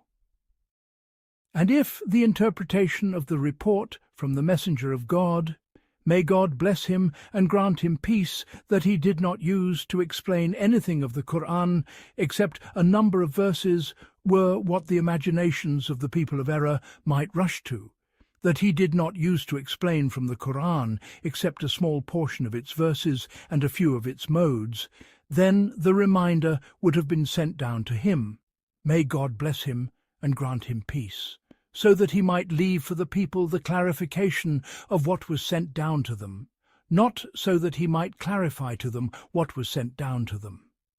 And in God's command, exalted be his praise, to his prophet, may God bless him and grant him peace, to convey what was sent down to him, and his informing him that what was sent down to him was only sent down so that he might clarify to the people what was sent down to them, and the establishment of the proof that the prophet, may God bless him and grant him peace, did indeed convey and deliver what God commanded him to convey and deliver in the manner that he commanded him, and the authenticity of the report from Abdullah ibn Mas'ud of his saying, "A man among us, when he learned 10 verses, would not move beyond them until he knew their meanings and how to act upon them, is that which informs of the ignorance of him who thought or imagined that the meaning of the report which we have mentioned from Aisha,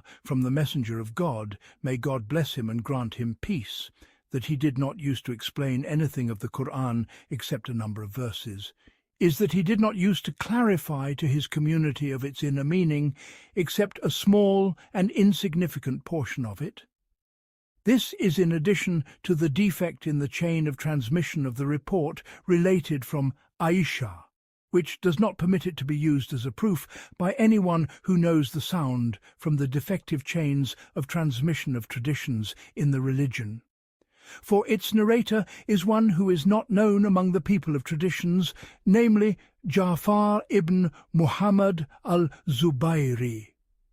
As for the reports which we have mentioned from those whom we have mentioned among the successors, concerning their refraining from interpretation, the action of those of them who did so is like the action of those of them who refrained from giving legal opinions in new and emerging issues, while acknowledging that God, exalted be his praise, did not take his prophet to himself until after he had completed the religion through him for his servants. And knowing that God has in every new and emerging issue a ruling that exists either by an explicit text or by an indication. So his refraining from speaking in that matter was not the refraining of one who denied that God has a ruling therein that exists among his servants, but rather the refraining of one who feared that he would not attain in his scholarly reasoning what God had required of the scholars among his servants therein. Likewise, the meaning of the refraining of those among the early scholars who refrained from speaking about the inner meaning of the Qur'an and its exegesis was only a refraining out of caution, lest they fail to fulfill what was required of them in attaining to the correctness of speech therein, not on the basis that its inner meaning is veiled from the scholars of the community and does not exist among them.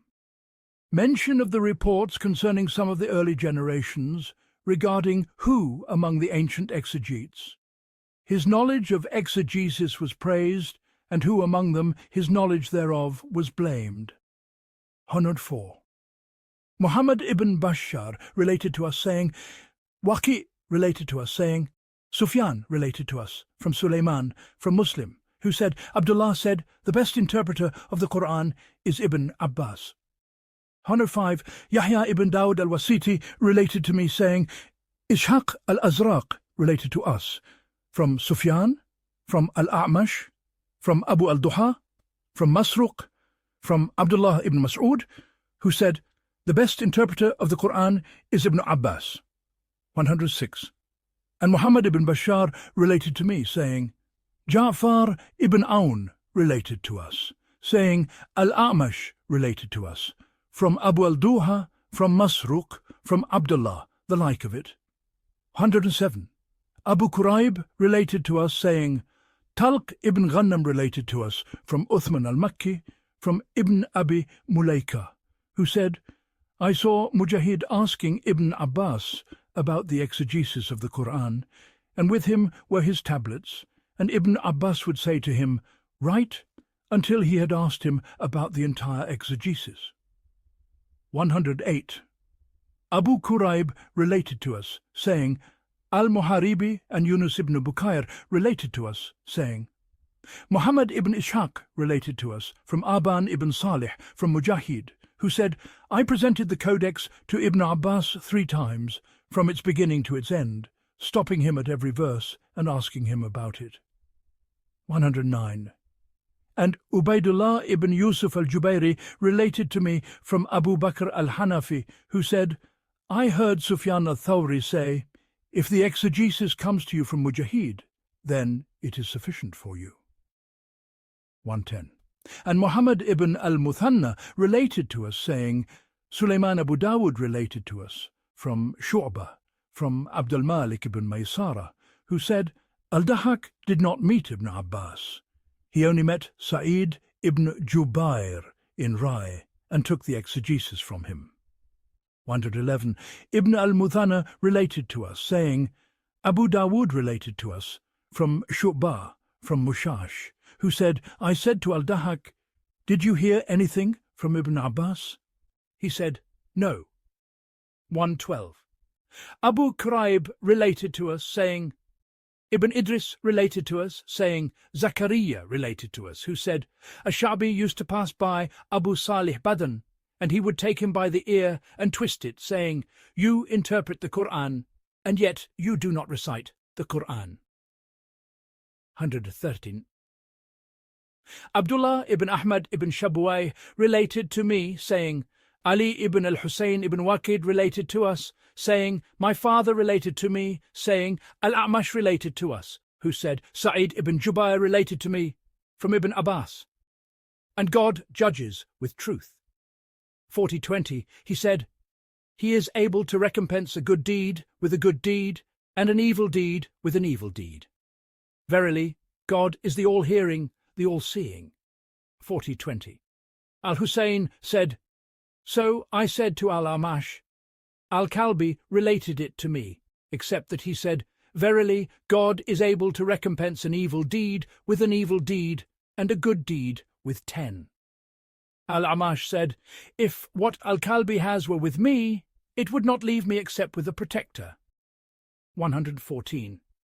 Sulaiman Abd al-Jabbar related to me, saying, Ali ibn Hakim al-Audi related to us, saying, Abdullah ibn Bukair related to us, from Salih ibn Muslim, who said, Ashabi passed by al-Suddi while he was explaining, and he said, For your backside to be struck with a drum is better for you than this gathering of yours.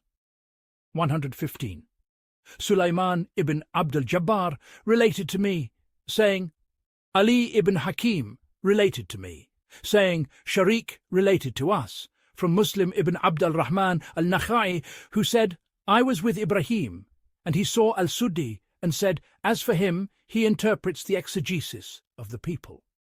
116.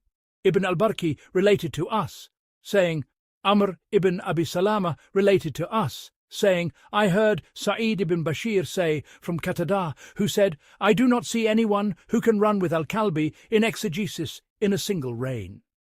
Said Abu Ja'far, We have already stated in this book of ours concerning the aspects of the inner meaning of the Qur'an that the inner meaning of the entire Qur'an is of 3 kinds. One of them there is no way to arrive at it, and it is that whose knowledge God has reserved for himself, and has veiled its knowledge from all his creation. And that is the appointed times of future events which God has informed in his book will come to pass, such as the time of the coming of the hour, and the time of the descent of Jesus, son of Mary, and the time of the rising of the sun from its place of setting, and the blowing of the trumpet, and the like. And the second aspect is that whose inner meaning God has singled out for his prophet, may God bless him and grant him peace, to the exclusion of the rest of his community. And that is what is in it of that which his servants are in need of for the knowledge of its inner meaning.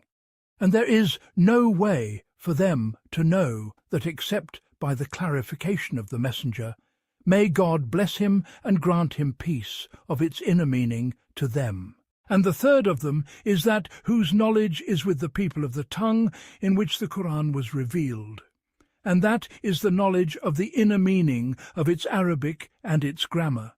The knowledge of that cannot be arrived at except from them. Since that is so, then the most worthy of the exegetes to attain to the truth in the inner meaning of the Qur'an, to which the servants have a way to its knowledge, is he who is most clear in his proof in what he has interpreted and explained, of that whose inner meaning belongs to the messenger of God. May God bless him and grant him peace, to the exclusion of the rest of his community from the established reports of the messenger of God. May God bless him and grant him peace. Either by way of widely transmitted narration, in that wherein widely transmitted narration from him is found, or by way of the transmission of reliable and trustworthy narrators, in that wherein widely transmitted narration from him is not found, or by way of an established indication of its truth. And he who is most sound in his argument in what he has translated and clarified of that whose knowledge is attainable by way of the tongue, either with evidence from their well-known poetry, or from their widely known speech and dialects, whoever that interpreter and exegete may be, provided that his interpretation and exegesis of what he has interpreted and explained does not depart from the sayings of the early generations of the companions and the imams, and the later generations of the successors and the scholars of the community. The discourse concerning the inner meaning of the names of the Qur'an and its chapters and verses. Said Abu Ja'far, Verily God, exalted be his mention, has named his revelation, which he sent down upon his servant Muhammad, may God bless him and grant him peace, with 4 names. Among them is Al-Qur'an, for he said in naming it thus in his revelation, "We relate unto thee the best of stories, in that we have revealed unto thee this Qur'an, though before it thou wert one of the unaware." 12.3. And he said, "Verily, this Qur'an relates unto the children of Israel most of that wherein they differ." 27.76. And among them is Al-Furqan, for he, exalted be his praise, said in his revelation to his prophet, may God bless him and grant him peace, naming it thus, "Blessed is he who sent down the criterion Al-Furqan upon his servant, that he may be a warner to the worlds." 25.1. And among them is Al-Kitab, for he, blessed be his name, said in naming it thus, "All praise is due to God, who has sent down upon his servant the scripture Al-Kitab, and has not made therein any crookedness. He has made it straight." 18.1.2. And among them is Al-Dhikr, for he, exalted be his mention, said in naming it thus, "Verily it is we who have sent down the reminder Al-Dhikr, and verily we will be its guardian." 15.9. And for each of these 4 names, in the speech of the Arabs, there is a meaning and an aspect other than the meaning and aspect of the others. As for Al-Qur'an, the exegetes have differed in its inner meaning. The correct view must be that its inner meaning is, according to the statement of Ibn Abbas, from recitation and reading, and that it is a verbal noun, from the saying of one who says, "I read," karatu, like your saying loss, kusran, from I lost, kasirtu, and forgiveness, gufran, from God forgave you, ghafara Allahu laka, and ingratitude, kufran, from I was ungrateful to you, kafatuka, and criterion, furqan, from God distinguished between truth and falsehood, faraka Allahu bayna al-haqqi wal-batil. 117. And that is because Yahya ibn Uthman ibn Salih as-Sahmi related to me, saying, Abdullah ibn Salih related to us, saying, Muawiyah ibn Salih related to me, from Ali ibn Abi Talha, from Ibn Abbas, concerning his saying, so when we have recited it, 75:18, he says, explained it, then follow its recitation Qur'anahu. 75:18, he says, act upon it. And the meaning of this statement of Ibn Abbas is, so when we have explained it by the recitation, then act upon what we have explained to you by the recitation. And what clarifies the correctness of what we have said in the inner meaning of this tradition of Ibn Abbas is what? 118. Muhammad ibn Sa'd related to me saying, my father related to me saying, my uncle related to me saying, my father related to me, from his father, from Abdullah ibn Abbas. Verily, upon us is its collection and its recitation Qur'anahu. 75:17, he said, that we should make you recite so that you do not forget. So when we have recited it unto you, then follow its recitation Qur'anahu. 75:18, he says, when it is recited unto you, then follow what is in it. Said Abu Ja'far, this report from Ibn Abbas has made it explicit that the meaning of Al-Qur'an, in his view, is the recitation, for it is a verbal noun from the saying of one who says, I read, karatu, as we have explained.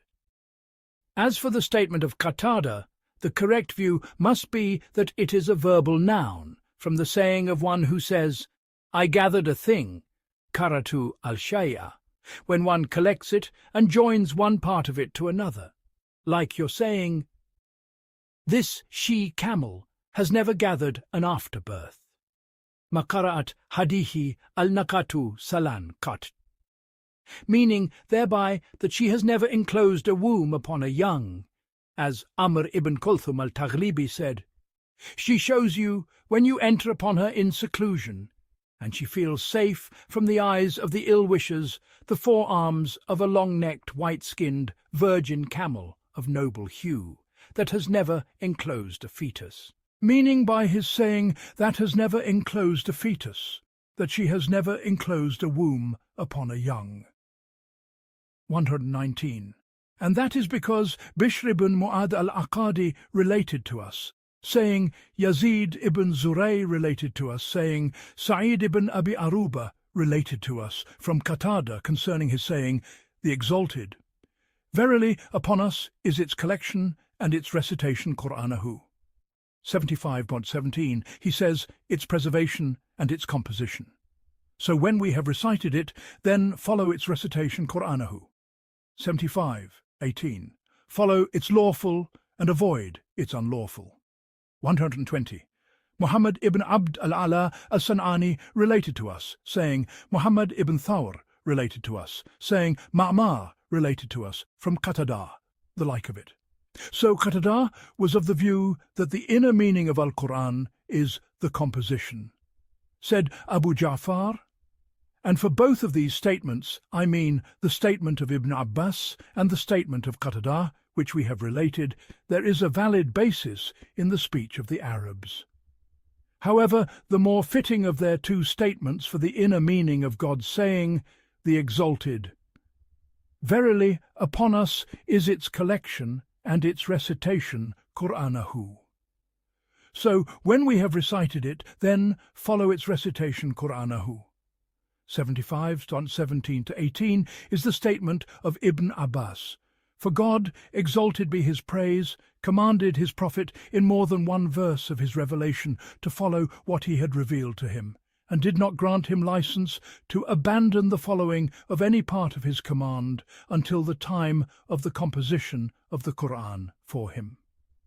Likewise his saying, so when we have recited it, then follow its recitation Qur'anahu, is similar to all the other verses of the Qur'an in which God commanded him to follow what he had revealed to him in his revelation. And if it were necessary that the meaning of his saying, so when we have recited it, then follow its recitation, Qur'anahu, should be, so when we have composed it, then follow what we have composed for you in it.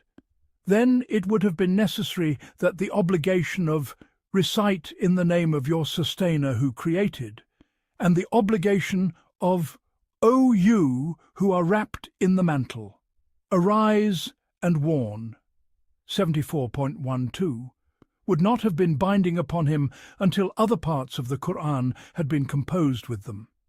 And this, if anyone were to say it, would be a departure from the statement of the people of the faith.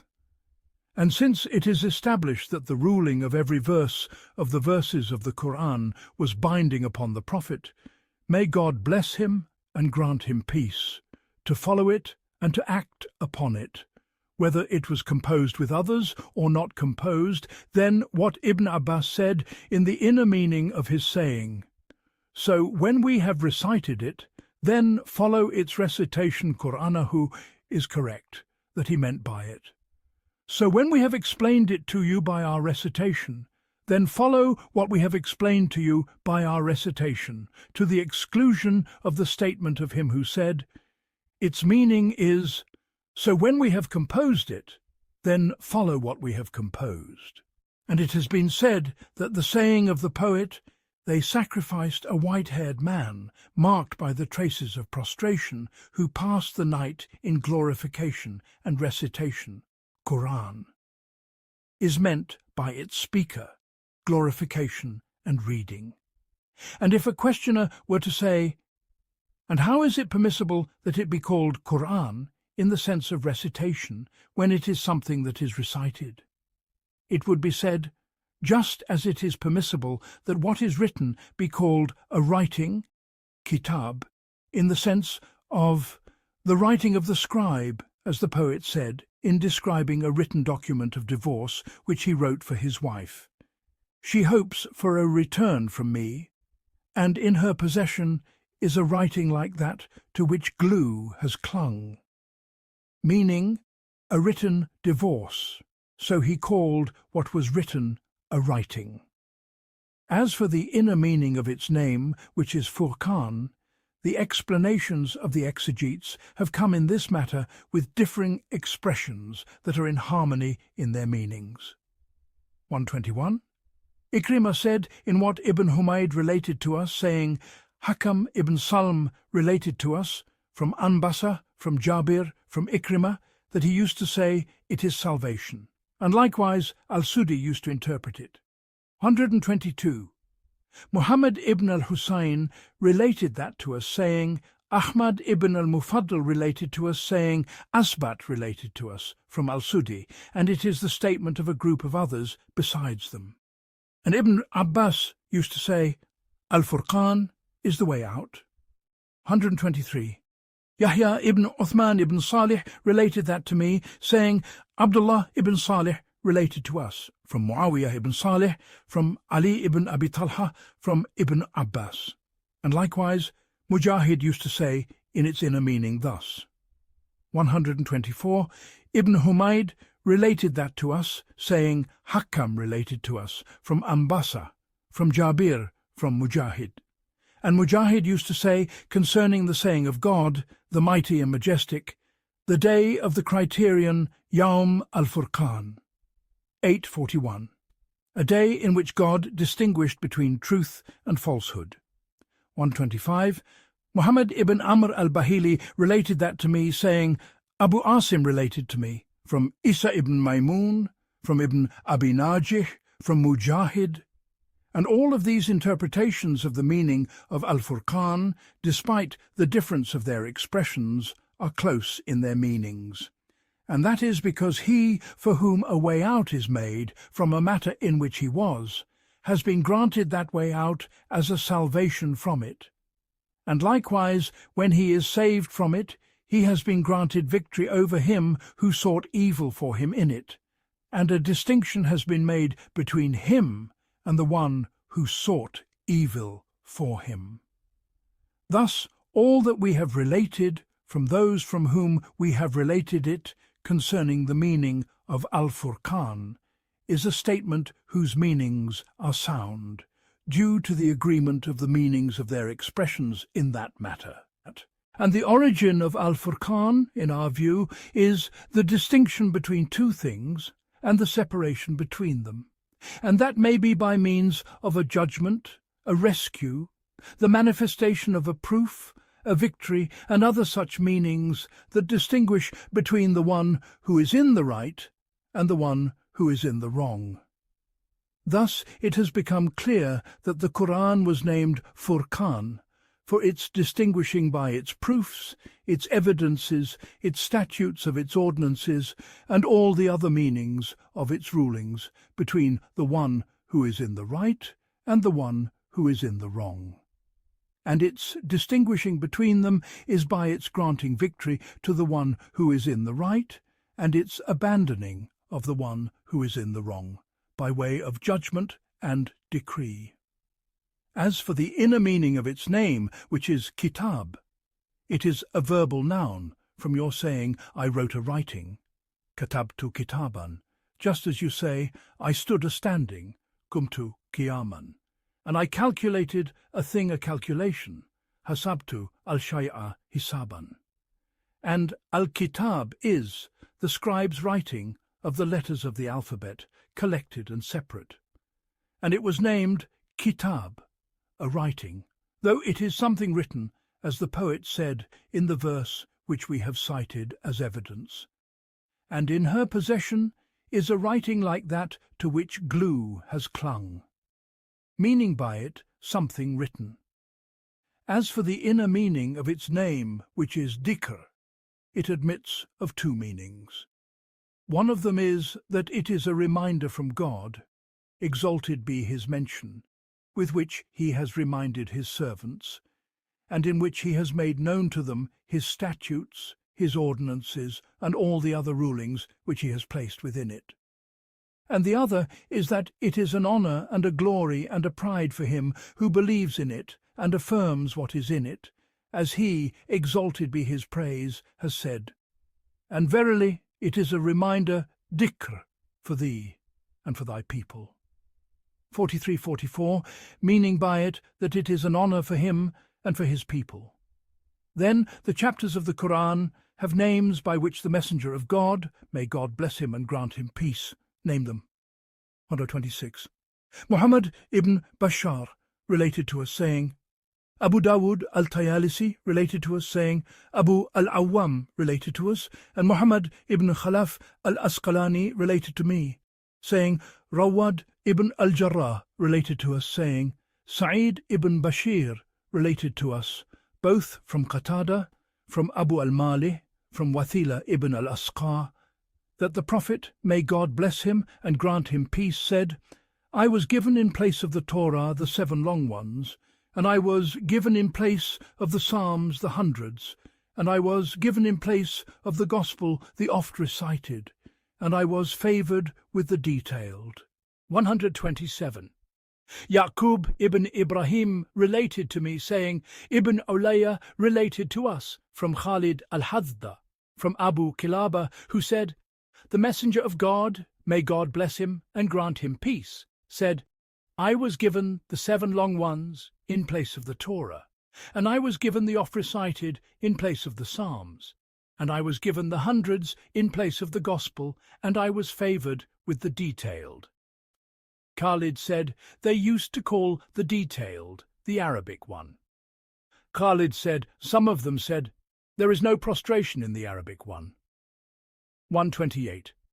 And Muhammad ibn Humayd related to us, saying, Hakam ibn Salam related to us, from Amr ibn Abi Qais, from Asim, from al-Musayyib, from Ibn Mas'ud, who said, The long ones are like the Torah, and the hundreds are like the Gospel, and the oft recited are like the Psalms, and the rest of the Qur'an thereafter is a favour over the other scriptures. 129.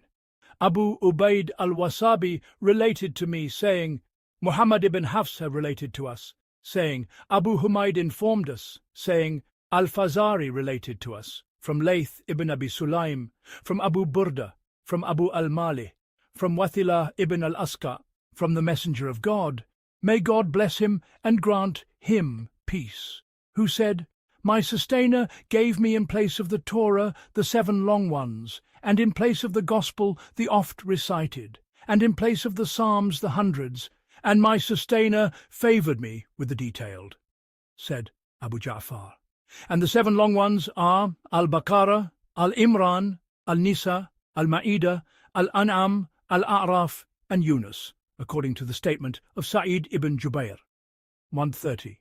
Yaqub ibn Ibrahim related this to me, saying, Hushaym related to us, from Abu Bishr, from Sa'id ibn Jubair. And a statement has been related from Ibn Abbas, which indicates his agreement with this statement of Sa'id. 131. And that is what Muhammad ibn Bashar related to us, saying, Ibn Abi Adi, and Yahya ibn Sa'id, and Muhammad ibn Ja'far, and Sahl ibn Yusuf related to us, saying, Off related to us, saying, Yazid al-Farisi related to me, saying, Ibn Abbas related to me, who said, I said to Uthman ibn Affan, What moved you to take al-Anfal, which is from the oft recited, and Bara, which is from the hundreds, and to join them together without writing the line, In the name of God, the most gracious, the dispenser of grace, and to place them in the 7 long ones? What moved you to do that? Uthman said, The Messenger of God, may God bless him and grant him peace, would have periods of time during which chapters of a certain number would be revealed to him. And when something was revealed to him, he would call one of those who used to write and say, Place these verses in the chapter in which such and such is mentioned. And Al-Anfal was among the first of what was revealed in Medina, and Bara'ah was among the last of the Qur'an to be revealed, and its story was similar to its story, so I thought that it was a part of it. And the Messenger of God, may God bless him and grant him peace, was taken before he had clarified to us that it was a part of it. For this reason I joined them together, and I did not write between them the line, In the name of God, the most gracious, the dispenser of grace. And I placed them in the 7 long ones. This report informs, from Uthman ibn Affan, may God have mercy upon him, that it had not become clear to him that Al-Anfal and Bara'ah were from the 7 long ones, and it makes it explicit from Ibn Abbas that he did not see that they were from them. And these chapters were named the 7 long ones because of their length over the other chapters of the Qur'an. As for the hundreds, they are those chapters of the Qur'an whose number of verses is 100, or slightly more or slightly less. As for the oft recited, al-Mathani, they are what follows the hundreds and are recited after them, with the hundreds being their beginning and the oft recited being their second part. And it has been said that the oft recited were named so because of God's, exalted be his praise, repetition therein of parables and stories and lessons, and this is the statement of Ibn Abbas, 132. Abu Quraib related that to us, saying, Ibn Yaman related to us, from Sufyan, from Abdullah ibn Uthman, from Sa'id ibn Jubair, from Ibn Abbas. And it has been related from Sa'id ibn Jubair that he used to say, they were named oft recited, because the ordinances and the statutes were repeated in them. 133. Muhammad ibn Bashar related that to us, saying, Muhammad ibn Ja'far related to us, saying, Shubah related to us, from Abu Bishr, from Sa'id ibn Jubair. And a group whose number would be too great to count has said, the entire Qur'an is oft recited. And another group has said, nay, the oft recited is the opening of the scripture, because its recitation is repeated in every prayer. And we shall mention the names of those who said this, and their reasons, and what is correct of the statements in which they have differed concerning this, when we reach the inner meaning of his saying, the exalted. And indeed, we have bestowed upon thee 7 of the oft recited. 1587. If God so wills. And in accordance with what has come in the narration from the messenger of God, may God bless him and grant him peace, concerning the names of the chapters of the Qur'an which have been mentioned, has come the poetry of the poets. One of them said, I have sworn by the 7 which were made long, and by the hundreds which after them were completed to 100, and by the oft recited which were repeated and reiterated, and by the tasin mims which were made 3, and by the ha-mims which were made 7, and by the detailed which were sectioned. Said Abu Ja'far, may God have mercy upon him. And these verses indicate the correctness of the inner meaning which we have interpreted for these names. As for the detailed, al-Mufassal, it was named so because of the abundance of the separations between its chapters with, in the name of God, the most gracious, the dispenser of grace. Said Abu Ja'far, then each chapter of the chapters of the Qur'an is called a surah, and they are pluralized as suwar, on the pattern of khutbah and khutab and gurfa and guraf. And surah, without a hamzah, is a station from among the stations of elevation. From this is the sur of a city, for the wall which surrounds it is named thus because of its elevation over what it surrounds. However, it has not been heard in the plural of sur of a city, as suwar, as it has been heard in the plural of a surah from the Qur'an, as suwar.